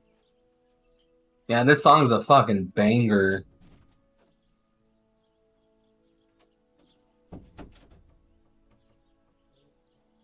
Wow, do you know Rusco?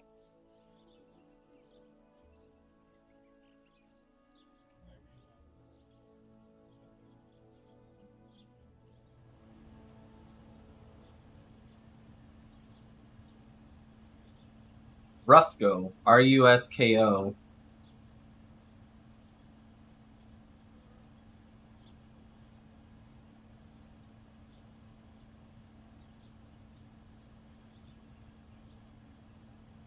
This is him right now.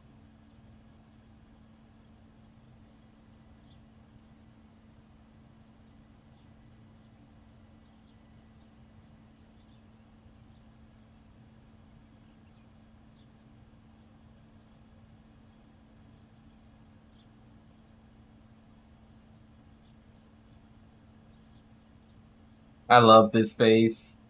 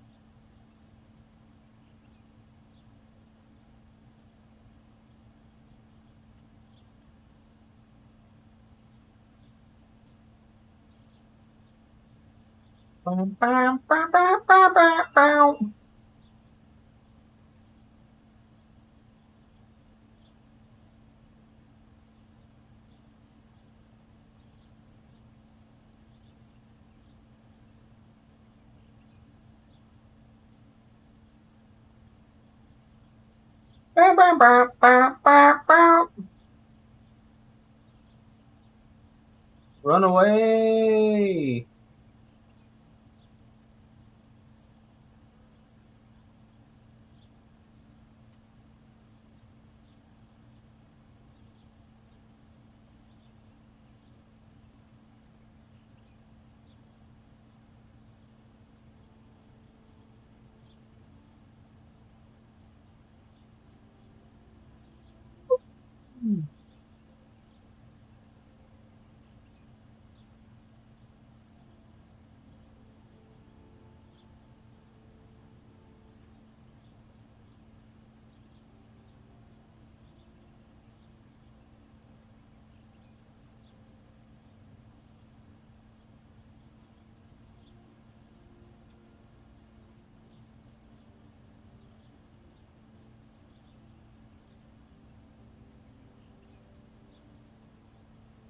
Song's a banger.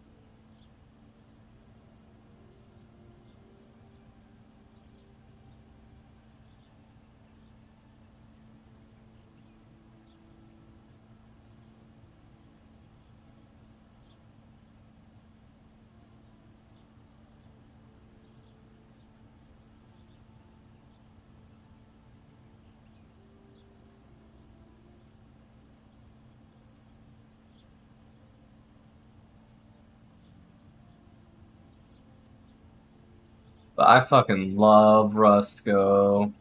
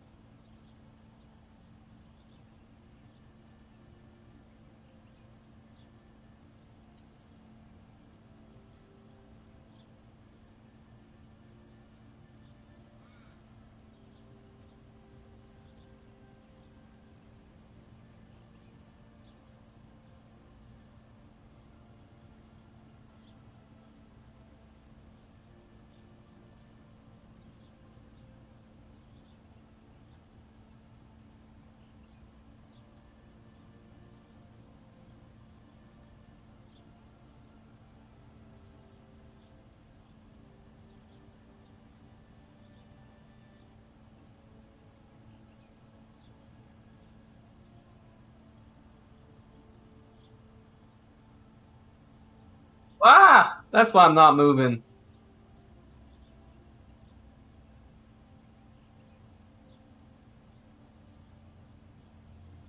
Fuck you guys and all your fucking poison bullshitteries.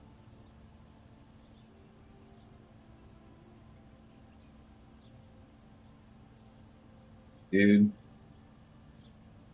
Yeah, that's right. Run away from me. Fear me. The fuck is with all these arrow bitches?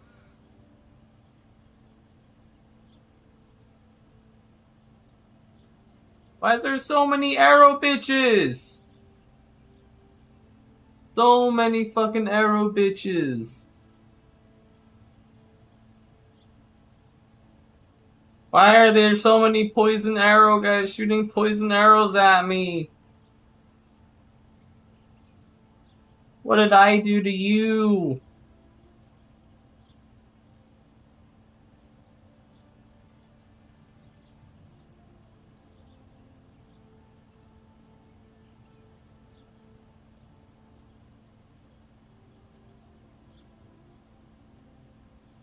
What's up, Val?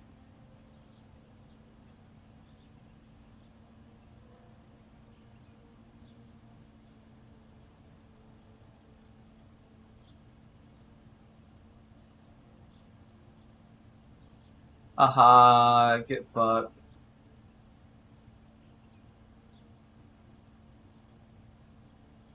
What'd you do today, Val?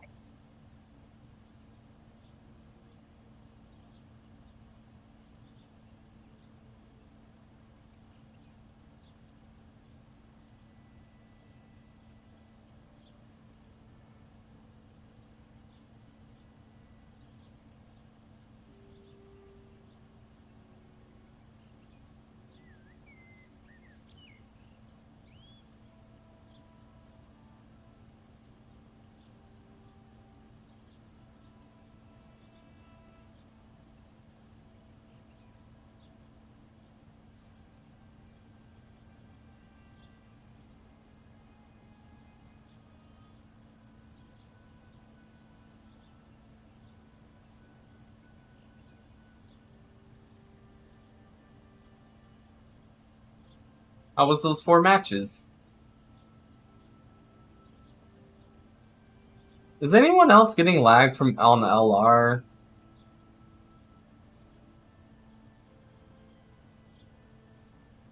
I'm like losing frames. This wasn't happening yesterday.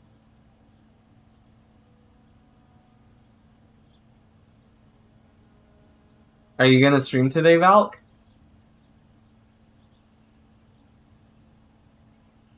Okay, that's end room over there, so I need to go clear out that way.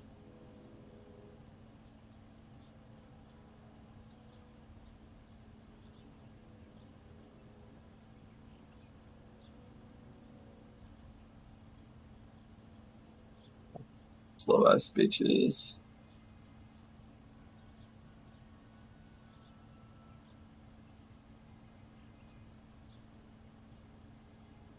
Alright, let's clear out this bad boy, since we know where the end is.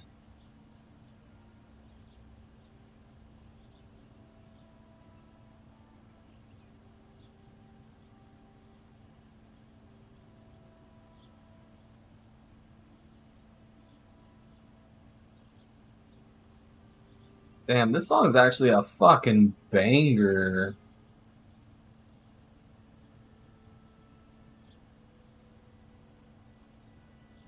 Aww. Falcon, like, I really do appreciate you always inviting me to, like, play games, because I always keep that in mind.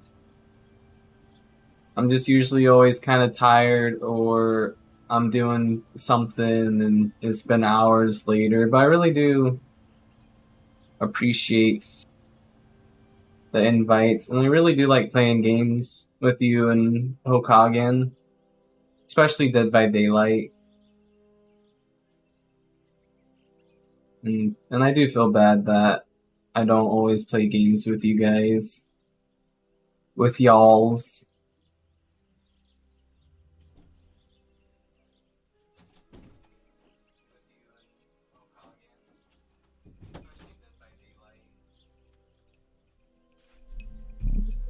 Yeah, that game looks fun. Oh, Jump Master!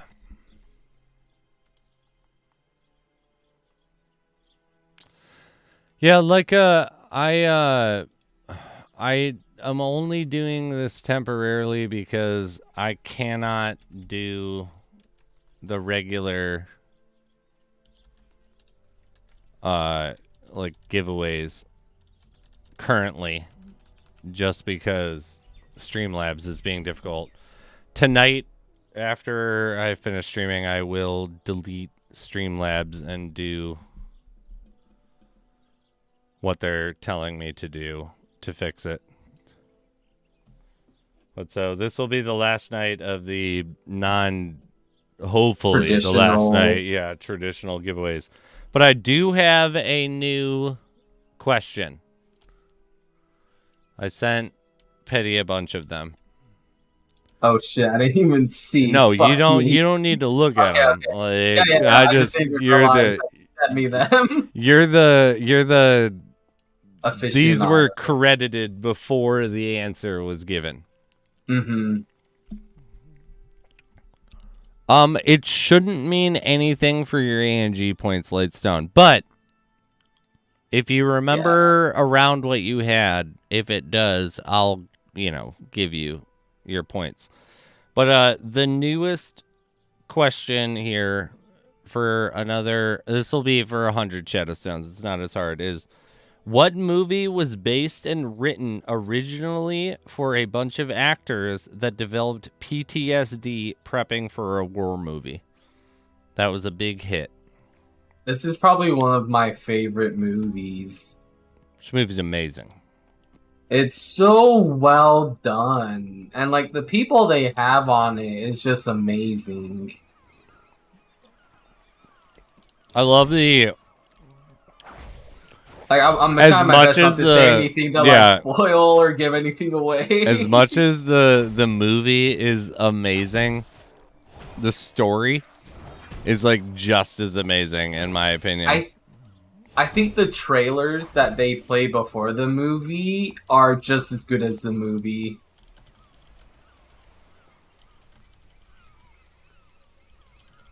Like, like half those movies that they, except for the one about like the global warming thing or whatever, and then like, all right, enough. Like, I'm not interested in that.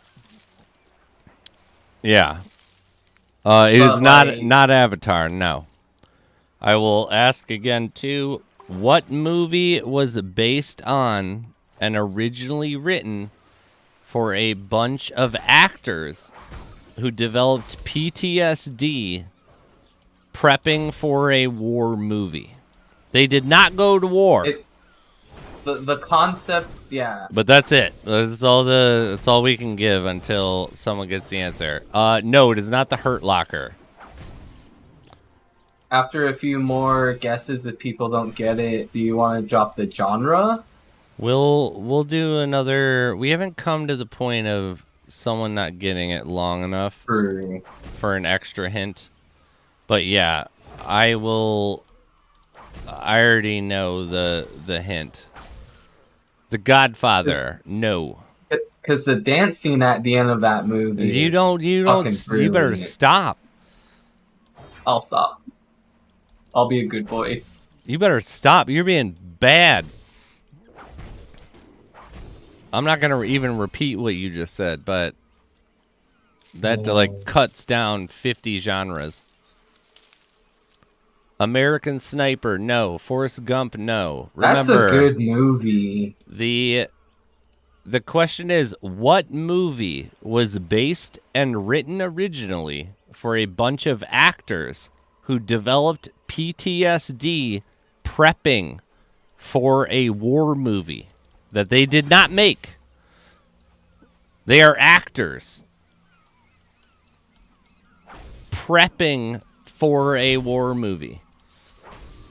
And this is not what the movie ended up being, but this is just the trivia one. What movie was that? No, I'm asking the name of the movie.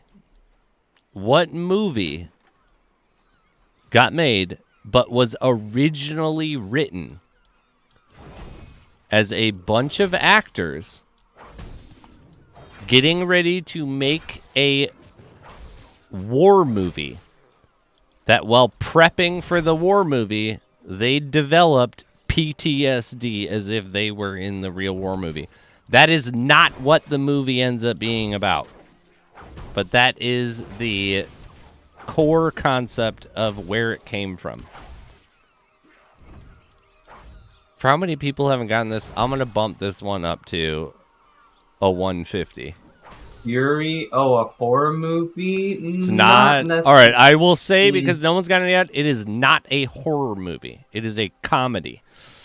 The Expendables. Expendables is not it. Not. Amazing movie, but not it.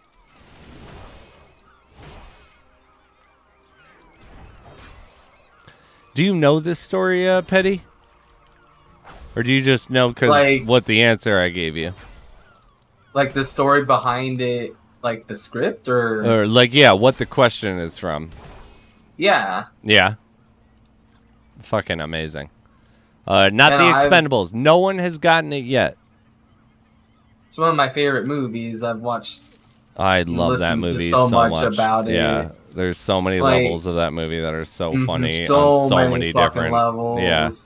But again, I will say for anyone who, what movie, the name of the movie. I know, it's hard, right? When you know. Gotta be such a good boy, and I've already gotten a little bit of trouble.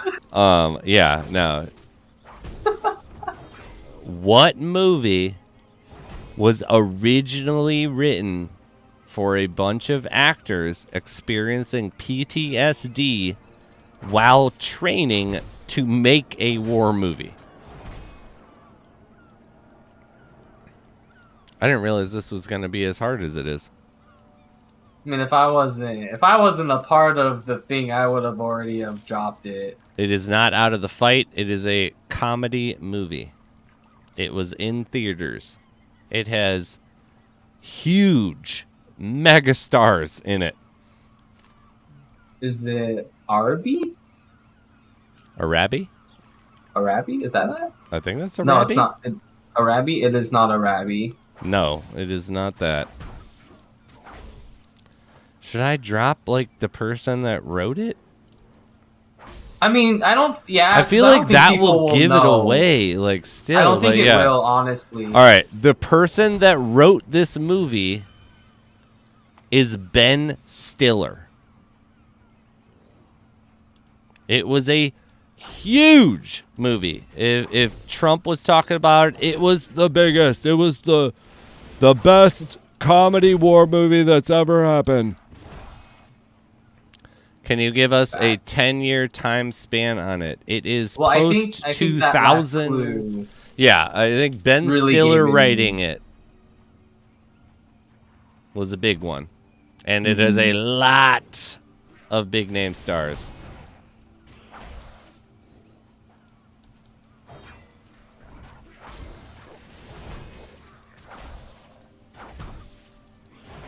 Not Once Upon a Time in America, but that is a fucking phenomenal movie. That is a really good movie. Unbroken is not it. Remember, it is a comedy. Ooh, Unbroken. Unbroken's real good. Yeah, all right, I'll add it to the Unbroken's list. about it's a true story about one of our Olympians that ended up going to war. Oh shit! And actually, was it Zoolander? Zoolander. No. What a fucking jam, dude! It is not Zoolander. It is not Zoolander. Not Remember, Saving Private war Ryan movie. either. That's Ben a Stiller. comedy. That's a comedy. That's more than enough. Someone has to get it. Yeah, that's... There it is. Details. Tropic Thunder. There you go, Details. Let's go. My man. Details, you know the dealio. Please post your Discord. Never go full retard. We bumped that one up to 150 Shadow Stones. But Tropic Thunder, for those of you who have not seen it, it is a must. Such a good movie. A must on your to-watch list. Ben Stiller was the son of a famous actor. I didn't know that was his dad. You didn't I know had no that he idea was that the same was his Stiller? dad. Yeah, all right, And I love King of Queens. Yeah, so... No idea. If anyone watched, what is... I forget his first name. I know his last name's still Stiller. I can look it up. It was Tropic Thunder, yes. So... The story goes... Jerry Stiller is Ben Stiller's dad. So Ben Stiller grew up around Hollywood. Mm-hmm. Like everybody. Yeah, the story goes that he started to get into Hollywood. And so he had a ton of friends that were people that were in Hollywood at that time because he was already in the circle of Hollywood. So he was friends with, you know, like Charlie Sheen and everybody else. Oh my God, how many enemies are there? Yeah. So all of them were doing these like really serious movies at the time, and Ben Stiller was not getting serious movies. He was getting comedy movies. And he knew, though, that friends from high school and stuff went into the army and went in and, you know, like served and actually served. And he was like, there's this, like, ridiculousness in Hollywood that all of my friends are now doing. Like, the movie Platoon was where the full core concept came from because all of his friends got hired for Platoon. And they were all like, oh, my God, we did this 2-week thing, and it was just the hardest thing that we've ever done, and I just can't imagine it. And, you know, big props to us for being able to complete it. And Ben Stiller was like, what a fucking joke. Like, you did 2 weeks of boot camp, and you guys were like, it's the hardest thing you ever did, and then, like, 18-year-olds? I want the cookie, please. Like, go and do real boot camp for 3 months and then actually go to war and don't pretend to play war. And he was like, what if we made this, like, slapstick comedy about a bunch of actors that go to, like, prep for a war movie and all end up getting PTSD from their training for the war movie. And it eventually evolved into Tropic Thunder, where they go to make a war movie, to actually experiencing war and making a war movie. I'm a dude playing a dude. This guy does another dude. Yeah, I don't break. So fucking good. I don't break character till the DVD commentary. And I watched the DVD commentary with my friend in high school, and he literally doesn't break character. He's not Robert Downey Jr. till the credits roll. Yeah. And it's he's like amazing in it too. Beautiful. My favorite was the guy that plays Al Pacino, like the black guy. Oh yeah. So in the extras, because like I have the like super special edition of it, so like I have this obnoxious amount of extras for that movie.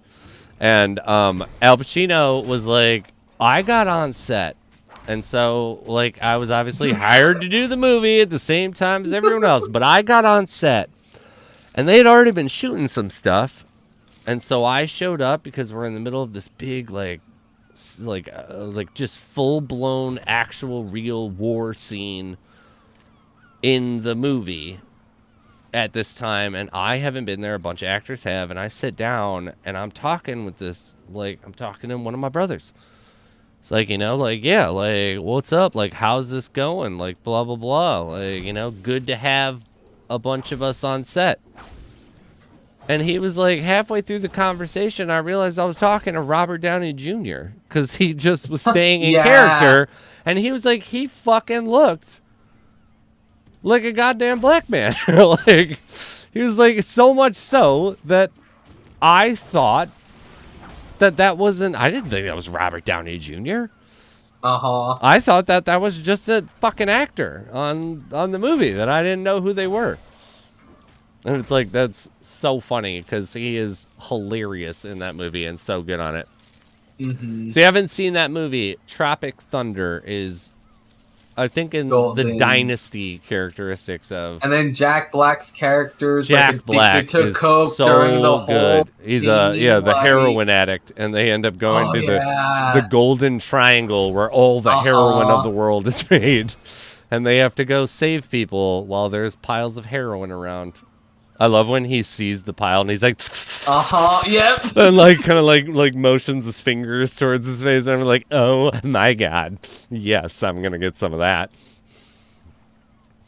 But yeah, that one's real fucking good. But details, well done. Yes, good job on. I do have a one that I don't think it'll be as hard as that one, but maybe it will be, I guess.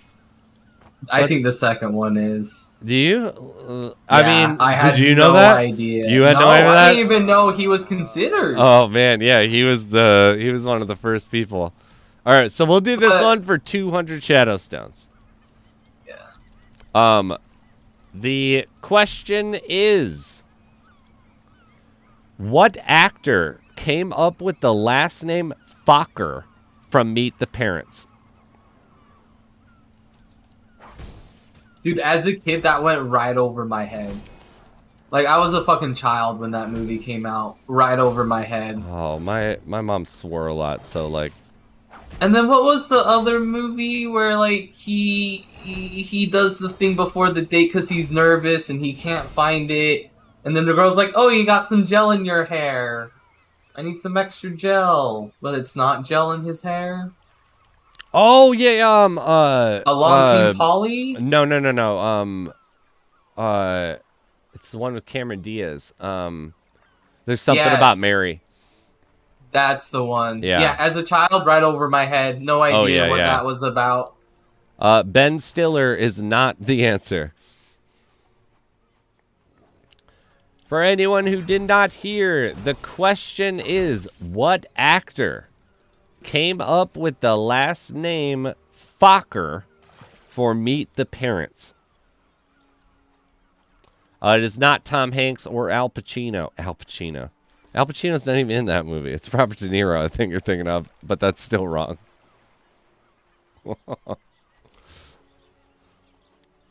Al Pacino, Jake's a cat. Come on over here, Jake's a cat. You know what was one Gem of my Master favorite hit movies? it.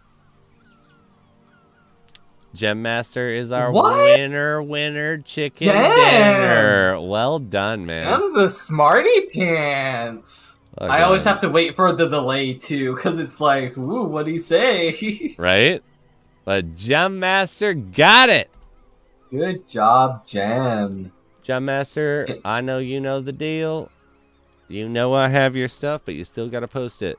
But the correct answer was the actor that came up with the last name the Fokkers, or Fokker, for Meet the Parents was Jim Carrey, because he was originally approached about being the lead role. And he could not do it because he was on the middle of his existential actor thing where he ended up choosing to do the Eternal Sunshine of the Spotless Mind That instead. Was still a really good movie. It is a very, very good movie.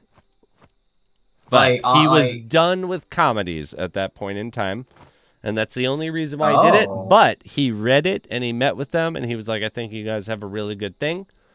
What's the deal with the lead character? I think it should be a joke in itself. Since he's a male nurse, we should also go heavier. And he was like, what if his last name was Fokker? And they were like, seen that movie fucking great. In fucking years. Yeah, dude, that movie's a fucking masterpiece too. I need to rewatch it as an adult because I haven't seen it since I was a child. There it is. Thank you, Troy. I do love the irony where it's like, wait, what? I have nipples, Fokker. Can you milk me? What? I have nipples, Fokker. Can you milk me?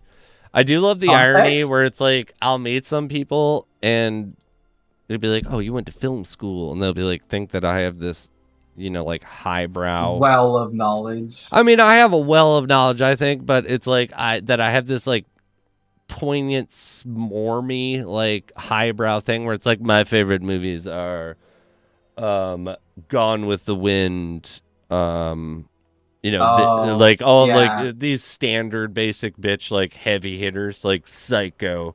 I love horror movies, so Psycho is my favorite movie. Like Psycho is fucking boring as hell.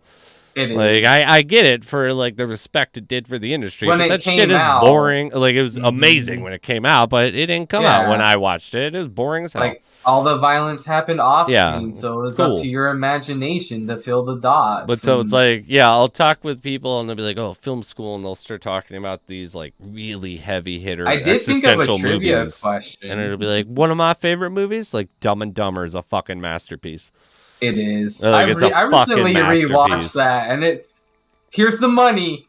What's all this? It's paper. It's all IOUs. Count them up. It's all there. It's all there. They're good. They're just as good as money. Oh my god, that'd be fucking dying.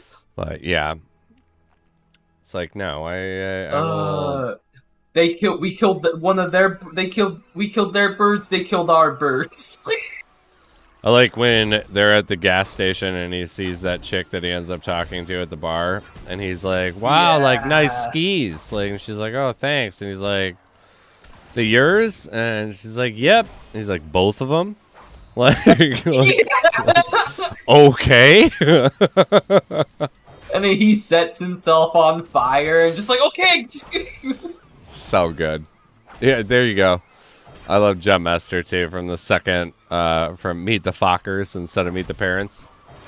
We have a little system at our house because we have a water shortage over here in Florida. So if it's yellow, we let it mellow. If it's brown, we flush it down. And then he looks at the toilet and he's like, oops, forgot my own rule.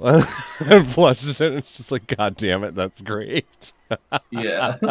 I love like the little like subtle comedies of a joke, because obviously the big payoff of a joke is funny, but that type of shit, just I love it.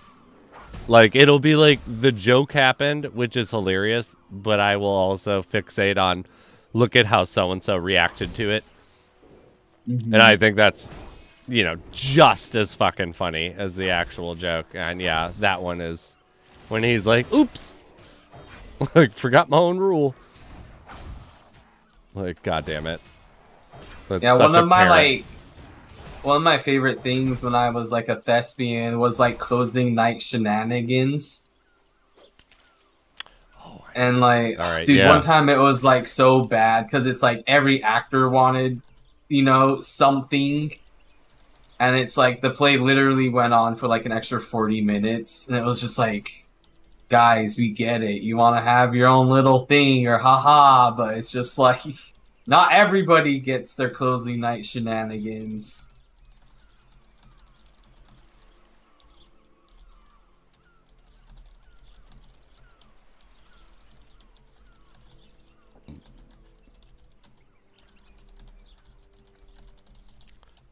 This one's good. All right. The next one. The one you just posted or the one after? No, I'm going to skip that one after that for a little bit. Get a little space between. You can see the commonality. Yeah. All right. The next movie is What movie franchise started as a 40-minute independent film shown at a local film festival that was immediately picked up by major studios that went on to gross over $1 billion. Independent film, 40 minutes, turned into a $1 billion franchise that we all fucking know. Jim Carrey is not I've watched things about this film series and like I have the followed like that imagery director that's used and from everything film in school. it, and like everything is used as a reason. Like, Yeah, no, I've literally I don't like want to start talking about it yet because you know people don't know what it is. But like, I will I've say literally though, spent like hours watching people just talk about that film series and like what happens in it and like the meaning behind things, everything. and it's Like there's so much. so good. Oh yeah, and with Meet the Parents, Jim Carrey was not in that movie. He was originally approached to star in it. He chose not to do it because he was actively doing dramas instead of comedies. But keep your DMs in disco real quick. What do you think about that one? I like that one. We can do that one. It's an easy lookup, but yeah. Yes, over $1 billion. It is a franchise. What movie franchise started as a 40-minute short that turned into a $1 billion franchise after a local film festival showing of the movie? Lightstone got it. That one's on a fucking roll tonight. No. That's the first one for Lightstone, but Lightstone's also a fucking movie champ, dude. He knows some shit. The movie in question is Saw. James Wan and his partner, that they went to film school together. Wait, who? James Wan. The guy that directed now Aquaman, I think, is what he's most known for at this point. Yeah. Okay. But James Wan was in film school in Australia with the other actor in the Saw movie. They were like, we don't want to go work for a studio and work on a movie that we don't want to work on. What can we do? So they sat there and they were like, how much money can we pool together? And they came up with, I think the number is like $100,000. And they were like, well, good amount of money. You can't make a movie with $100,000. But what can we do? They're like, we could make the hell out of a movie. Like, they were like, what can we do? And during a brainstorming session, James Wan was like, I know we can't afford a full production, but we could afford a full scene.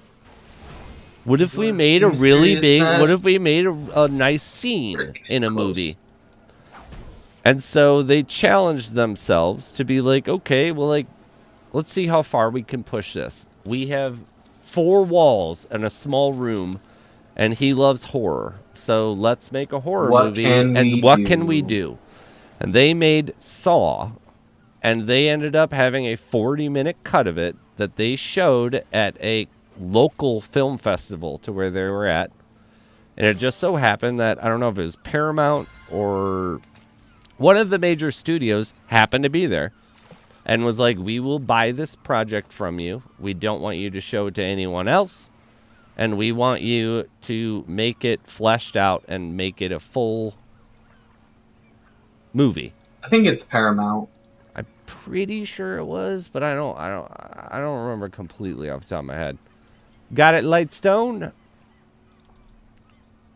But so, yeah. Saw was based off of 2 guys that didn't have enough money to make a full fucking movie. And we're like, well, we could make one really good scene. Let's just push that to its envelope. And then the Saw franchise was born. And I love shit like that. Like, guerrilla filmmaking was Oh yeah. always a fucking, like, super fun class where it'd be like, you guys have to do a car chase scene. You can't break the law, and you have no funding. What can you do? And it'd be like, all right, we got 6 weeks to make a 2-minute scene that we have no funding, and we can't break the law. Like, Woohoo. let's do it. And it was like, for ours, like for mine at least, it was like, I know someone who races regularly at the drag strip and the drag track. Let's fucking go there. We're not breaking the law. And we can drive as fast as we fucking want. And we did this. I did this scene where it was about a kleptomaniac. But you don't know that, and that's what you end up learning throughout the scene. But so it starts essentially, this guy's sitting in this. I should dig it up. It's not bad. It's shot terribly, but the story's good. This guy is sitting in this waiting room, and there's a kid next to him. And there's this little toy car that is on a desk in this waiting room. And the kid takes the toy car. And this guy, who's like randomly been showcased in a couple shots, is like, whoa, whoa, whoa, whoa, whoa, what are you doing? And the kid's like, what do you mean? And he's like, you have to be slick. Like, you can't just take it. Like, everybody saw that. Like, you can't just take it. You got to do your thing. And he tells the kid to, like, block the view as he picks it up. And the kid then does it. And he's like, you know, like, great job. And then his name gets called. He's like, all right, well, good luck. Gotta go. And he goes into this office. And this guy then is sitting at the other end of the office. And he's like, what the fuck is your problem, dude? I don't know how, like, I have tons of people coming in and out of here every fucking week. Every week. And I don't ever see him again. But I see you every week. Why is this an issue? This is the last thing that I have. This is the last thing you can come for. And if you ever come back again, I won't give you anything. Just call this number. I assume this will work out. Like, because what happened at the last one? Like, you know what happened. Just deal with this, okay? And so he then is like, he looks at the card and he kind of looks up and he's like, this is really going to work. Like, thank you. And that's the end of the scene. And so then it cuts to two people at a restaurant. This guy and this girl. And the guy is a big doucher. And there's a really nice car in the background. There's like someone had a Corvette that was in class. And we're like, let's use that thing.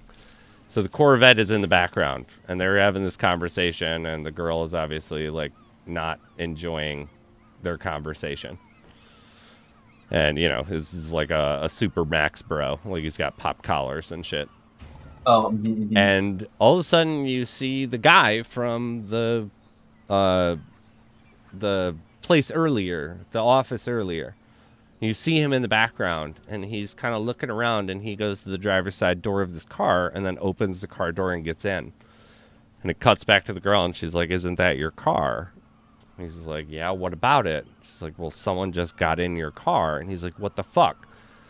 And kind of runs over to the car, and the guy is in the car and waits for this guy to come over, and he's slamming on the things, and he's like, you know, like, kind of ha ha ha. Like, I got your car. Like, I don't care that you're upset. And he drives off. Like, peels out with this car. Oh, God. Oh, God. I'm dead. But drives off with this car, and so it then cuts to inside the car, like the preppy guy's like chasing after the fucking thing, whatever. And eventually it cuts to the guy. And he then is inside the car, and he like picks up the card that was given to him. And you see him on the phone then, and he's like, this is really going to work out. Like, thank you so much. And he puts the card down, and it finally shows what it is, and it's a repo service. But the character is a kleptomaniac. So he doesn't need any of this shit that he's stealing. He's just stealing it because he likes to fucking steal. And so the place he was at before was an unemployment office. And so he can't hold a job down because he steals everything from every job. And so that's why he's been fired, and his dream job is the repo agency. And I always found that, like, yeah, Oh, that's what we did for, like, our student film project and our final was, come up with a short, creative concept that has a twist. And it was like, you don't know the guy's a kleptomaniac. Like, in the office when he's in the meeting, he's like, the last job I gave it to you, you were stealing toilet paper. Did you need toilet paper? And it's like, no, I didn't. It was like, and then I got you this other job. And then next thing I know that you're stealing, like, bags of frozen chicken. Like, why are you doing this? Like, I don't know. And then it was like, well, I have one more job for you. And it's stealing people's shit for a living. It's like, I always found that very nice. clever. The kleptomaniac repo agent. He was built for this job. He was built for it. All right, let's do your trivia one. Oh, real quick, so my armor broke. I My died. iridium armor. I know, I saw that. Can you not barrel roll when you're stunned? I didn't even try because I Well, now honestly you know. find that thing kind of useless. Well, that's just my thing, because like you had enough energy and you needed to get the distance from him, so you should have been spamming barrel roll instead of just walking away. Does that work if you're slowed? Well, that's what I was wondering. I don't Yeah, know I if don't you're know. slowed, if you can. I mean, we can always find. I would like to think so, right? It would Like, make sense if you could, and then I definitely should have done because you're it. not But rooted or I anything like that. I was riding the fact that I would get unslowed and be able to get away from him and use my second Mm, moonlit, which is why I didn't pop my TP. And then when I realized I needed to pop my TP, too it was late. done. Yeah. You can roll stunned. Oh, yeah. Okay. So I should have rolled. That would have been one you need to roll. Bam. Now we know. That's okay. With the whole But I opened up my bag of. recover virtuals, I don't really care. I Like, opened. yeah, I mean, it sucks. Like, I lose Yeah. tools and shit like that. But at the end of the day, it's not like when I died before and it's like, I lost a moonlit battler. I'm just happy that I got 3 out of my 5 pieces of armor, so I just had to buy 2. Wait, Let's sorry. What did go. you just get two of? My Meridium armor broke, and so I got like the satchel of like pieces, Oh, I or got the you. I stack got of you. I got you. peaches, Yeah, yeah, yeah, yeah. and I had everything but the gloves and chest. So I just had to buy gloves and chest, and now my armor's back. If you need to sell, or if you need to buy them dirt cheap, let me know. I have like a shitload of them, so I can flush the market and then. Dude, I made about like 30 to 40 grand today just by buying vials for Hitman and listing them on the marketplace. All right, I'm not gonna lie. I definitely bought vials for. I bought 550 for 65 gold. And the amount that he was buying bone dust at, I pretty much bought out the big bones. Where the hell did my weed Cause, pen go? Cause like as long as cause I did the math, and like for every 15 bones I was selling, I was making 164 gold. And big bones were only going, and I bought 160 big bones at 100 gold each. So I was making 60 gold each one I bought. And I was just grinding them and listing them. Like he's literally bought like 50,000 bone dust in the last 2 days. And it's because he's grinding up alchemy. He's almost level 27 on alchemy. Or he is 27.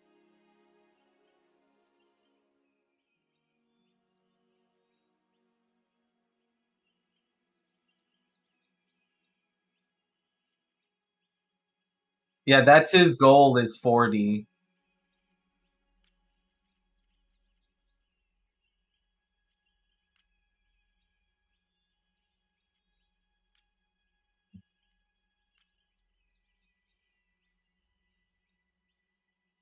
and he's buying a shit ton of molten coneflowers and bamboos and like,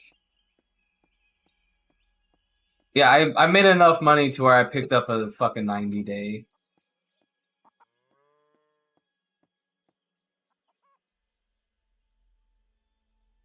Okay.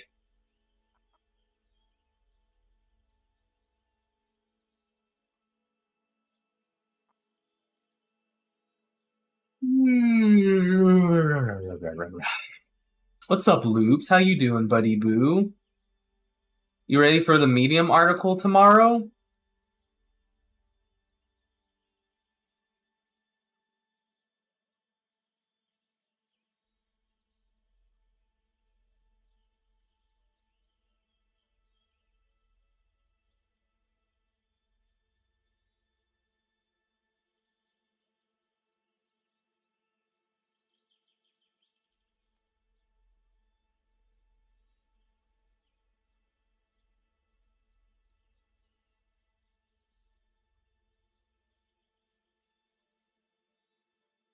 Ba, ba, ba.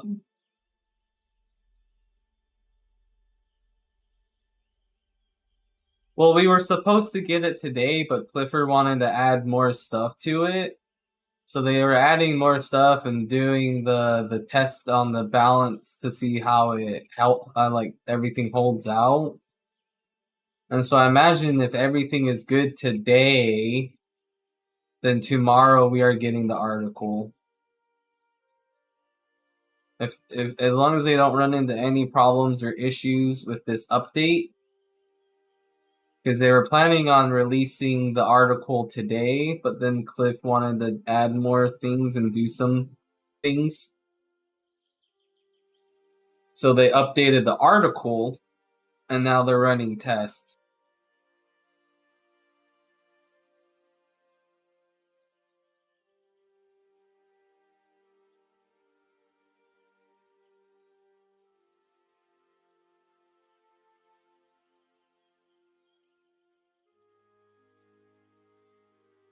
Yeah, I can try that real quick.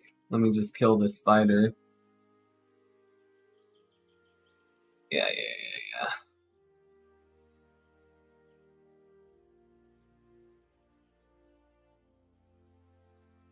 Cloudbot, giveaways, custom.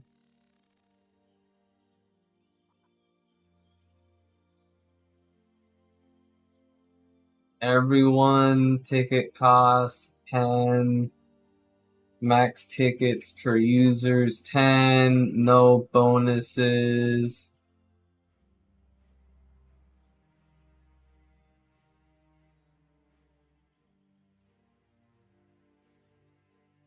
Max tickets 1. Okay.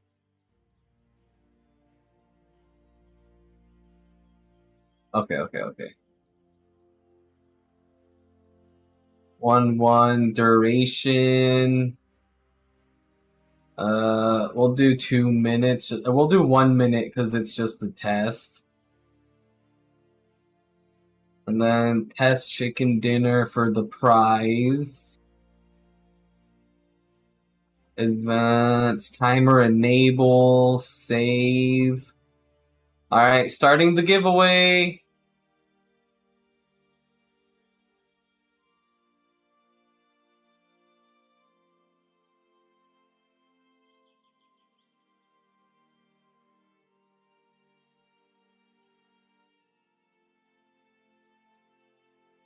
Wait, why is it giving that message? Oh, because of that. Fuck. I need to turn that off for Nightbot.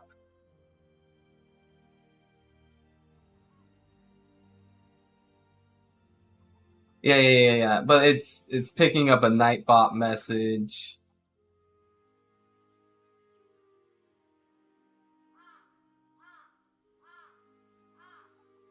Edit. There we go. Loops. Alright, 1 second. Wait, why did it? Oh wait, pick. So it stopped at 1 second. Boot. Here, let's do this. Pick winner.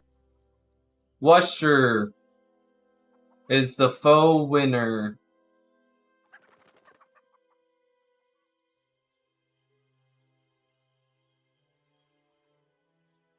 Nope, it was Spiz, Sure, and Lightstone that were all competing, and Wusher won.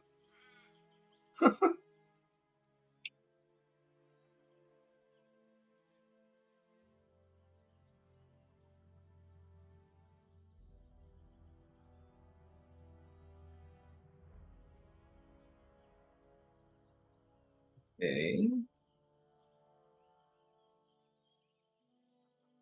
Add giveaway. Custom. 250 SS. Hold on, not yet. I haven't done it yet. But yes, you'll just do that. 250 SS. 20 minutes.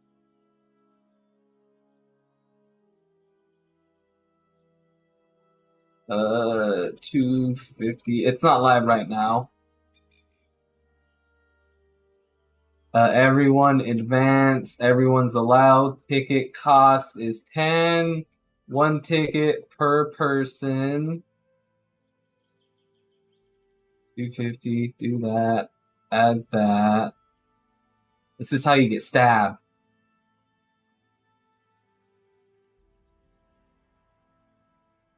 Alright, 250 SS. Start giveaway.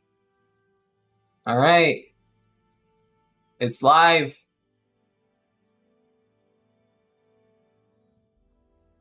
And then I'll also stream my screen to Disco just so you can have eyes on it.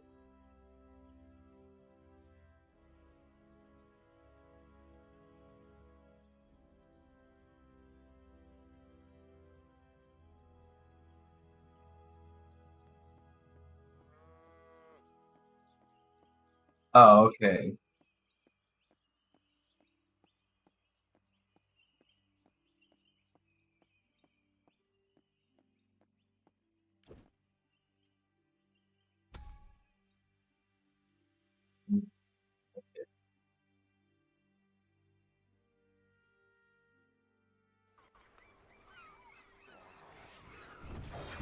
So far, Gem, Slee, Ohek, Warsher, Lysa, Lightstone, Dr. Bigos, and Frobix have entered the raffle.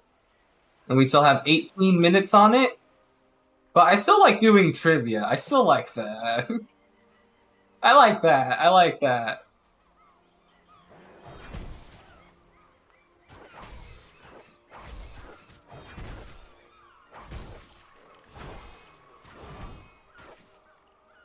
I love how it took you like a good 2 weeks to get my name down right.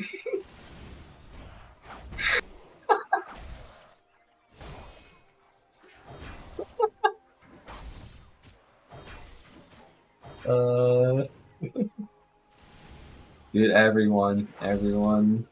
We right is right. Loops, did you enter the raffle?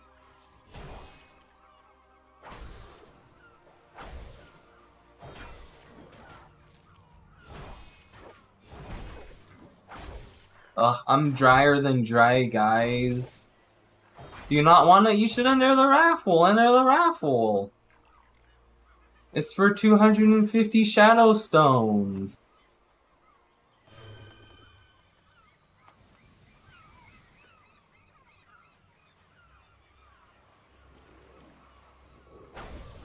You know, people try to joke on him for that, but it's like, no, that math actually works out, guys. Like...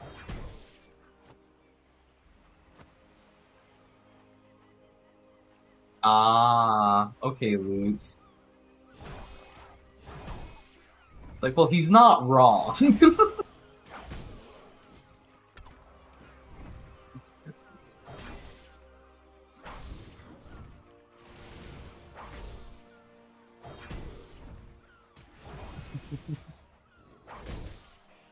Oh my God, is the tire on fire?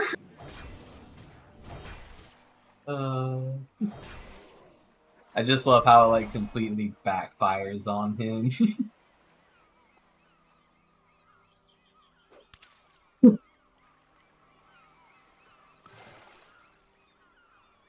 So for one of my streams, I was gonna watch Grandma's Boy. But then I was like, wait a second, let me look up the rating and everything on it. And it was like nudity, and I was like, God damn it. Like, can't watch it, guys.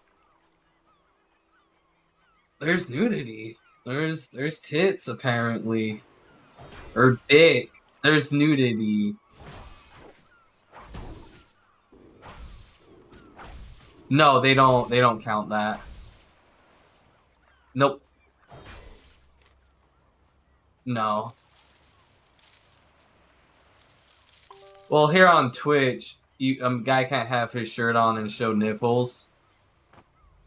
Like, if it's like off camera, you know, you could get away with it. But like, because it was like, if women can't, men can't. Equality.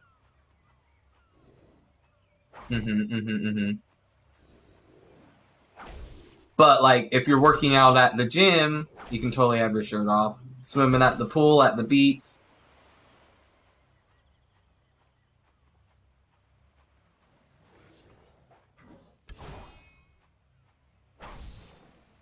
Can I get like is it like the European swimsuit that like Borat had? That's what I want.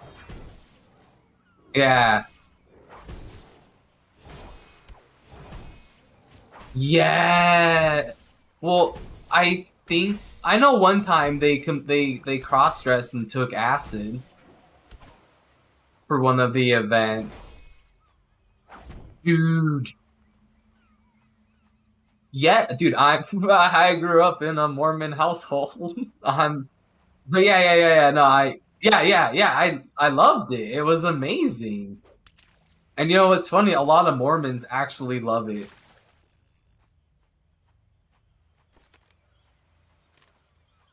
Well, I mean, so can guys. Guys can do hot tub streams.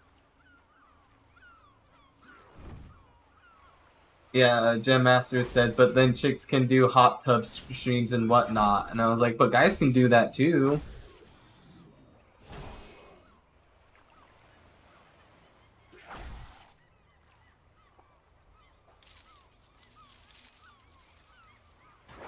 You know, my stream has random math for... So I kind of started it off as a joke because of South Park. But you know when Cartman does crackball baby basketball? And you know how he has a hot tub of KFC gravy?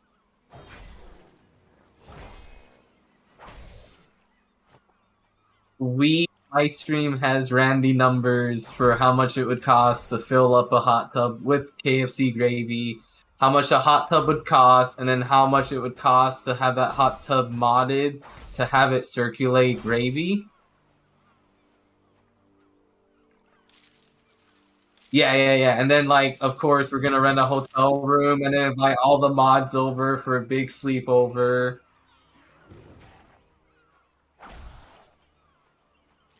Yeah. So, you know, of course, you're invited to that, Spiz, once we hit that goal. But it's like, I need 8K subs to afford it, so it's like, until then, guys. It ain't cheap.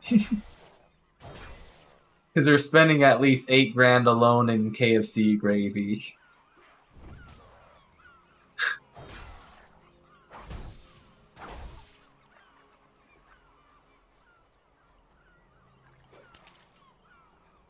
Mm-hmm.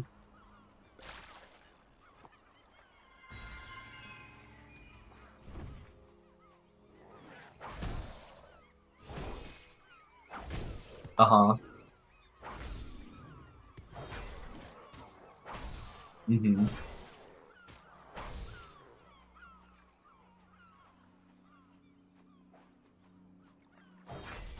Uh-huh. 11 minutes on the raffle. Sorry, I was just beeping time, but yeah.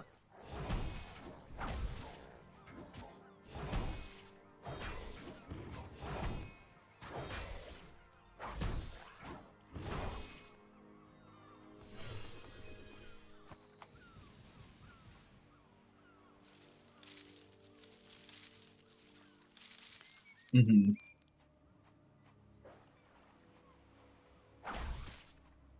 Yeah. Unlimited funding. Mm-hmm.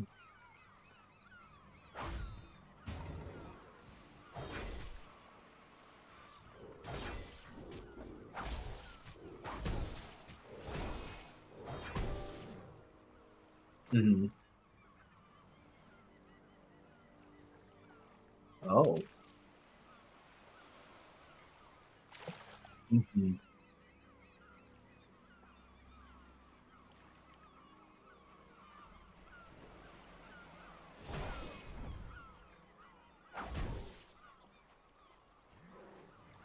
Mm-hmm.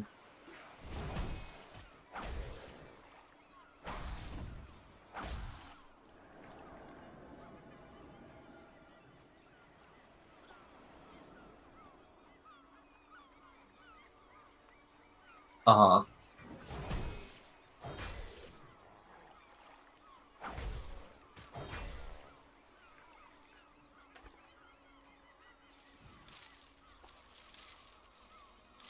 Yeah. Give us. Mm-hmm.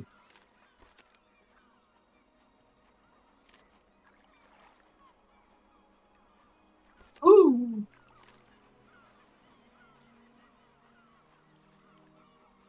Uh-huh.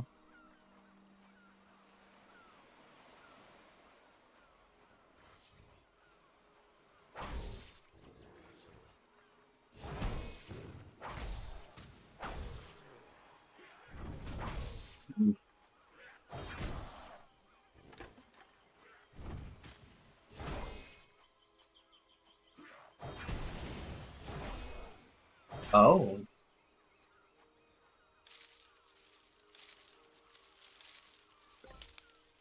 Like no like no views or like no one's wanting to do stuff.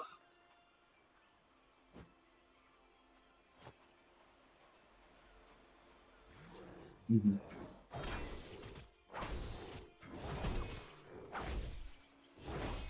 Oh, yeah.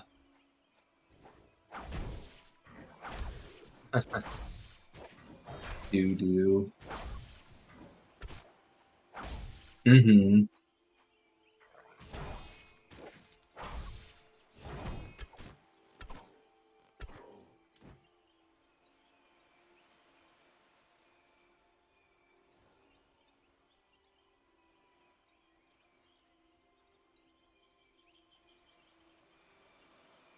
Oof.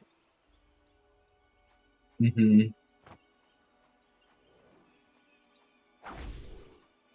Not all of them.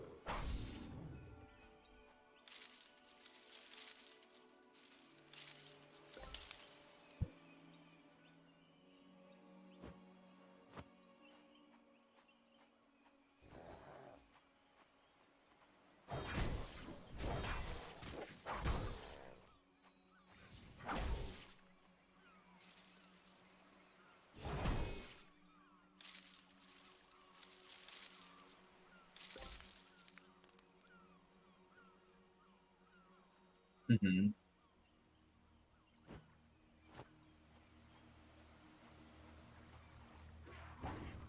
Mm-hmm.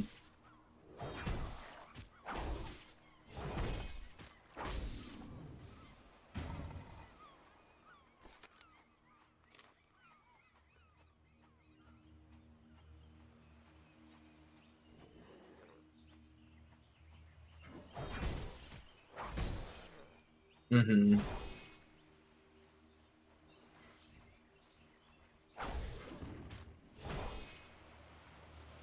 Oh, yeah.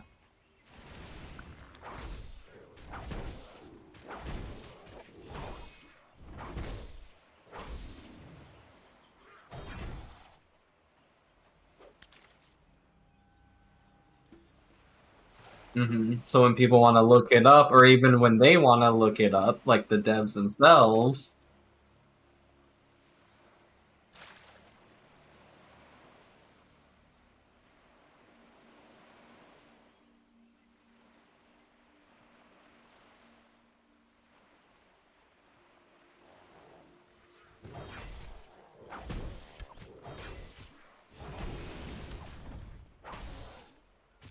Ah.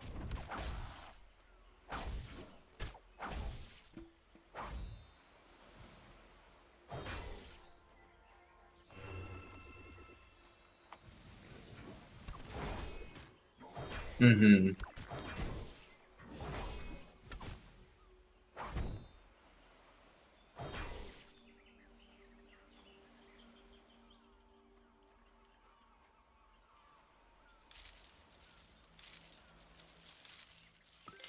Uh-huh.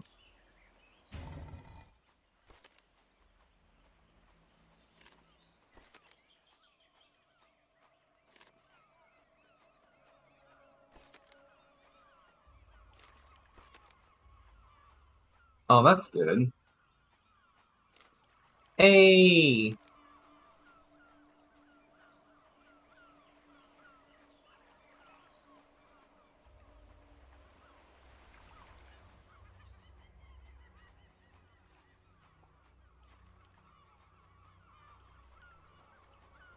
5 minutes on the 5 minutes on the raffle till it ends. Make sure you type exclamation point raffle.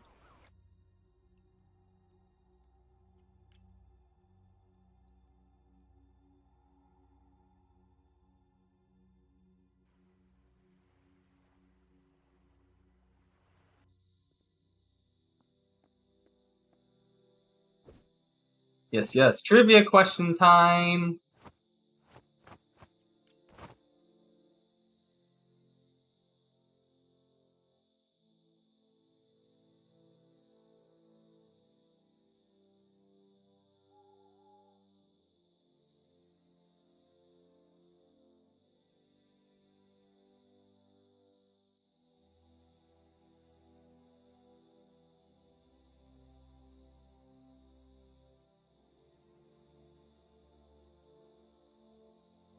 Yes, yes. So many beautiful steps.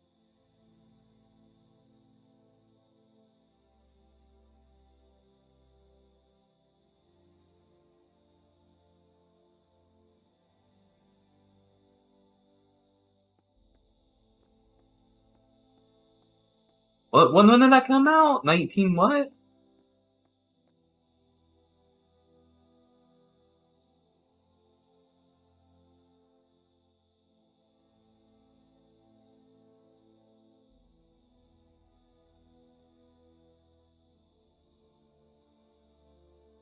Nope, not tomato paste.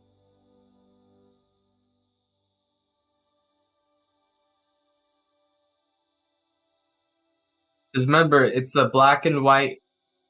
Nope, Candy. That's a common misconception. Nope,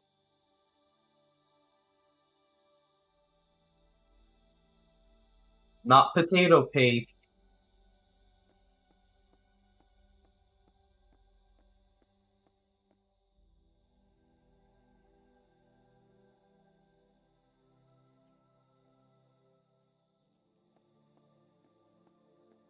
I need a specific answer because, yep, there you go, Candy. Candy got it. Huh. Oh, that's right.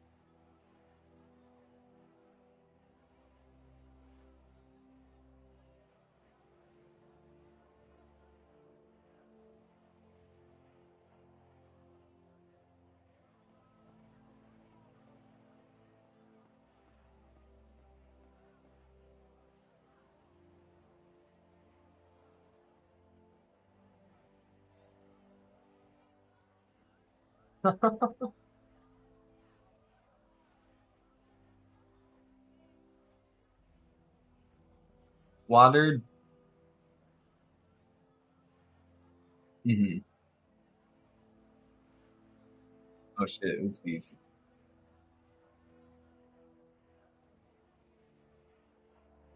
Yes, yes. The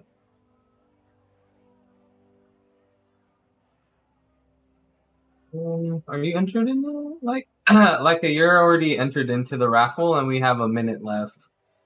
So we have 10 users.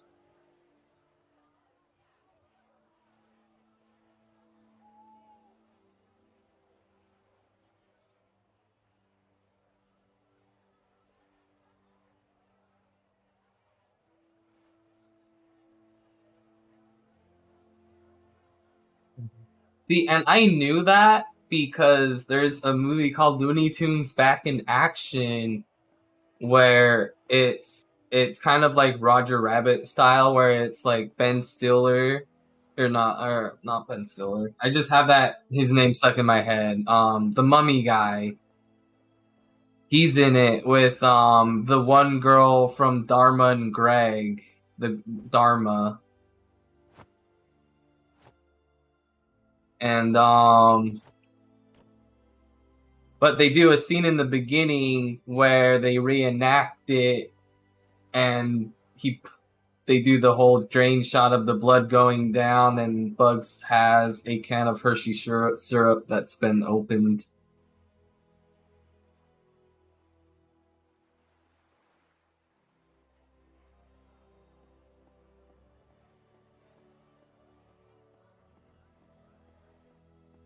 Oh, raffle closed.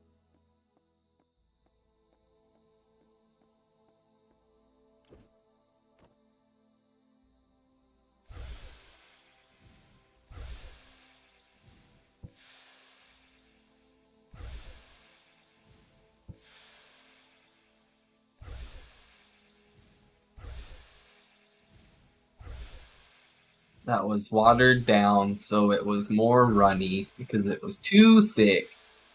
But let's do this raffle for the 250 SS. Let's see who done did gets it.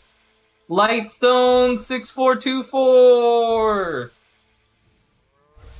has won a 250 SS. That's what I'm saying, man. Trivia and raffles.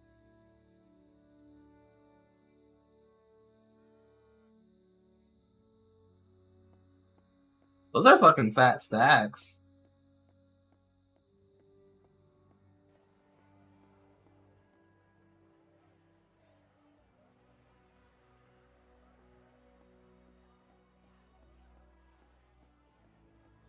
Of SS. Let's do 379. No, that's a weird number. Let's just keep it even. Yeah. Let's just do let's do 300. Is that good? Okay, complete.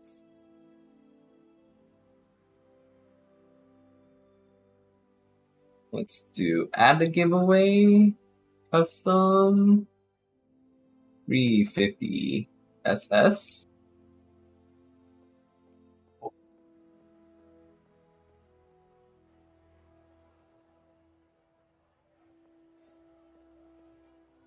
$300.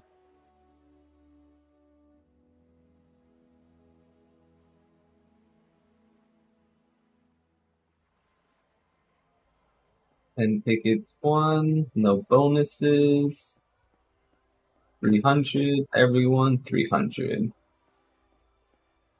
Right. And I'm doing it on stream too, just so everyone can see it's all nice and fair, no subs or things get bonuses or anything like that. Everyone's allowed in it. And we have started the raffle.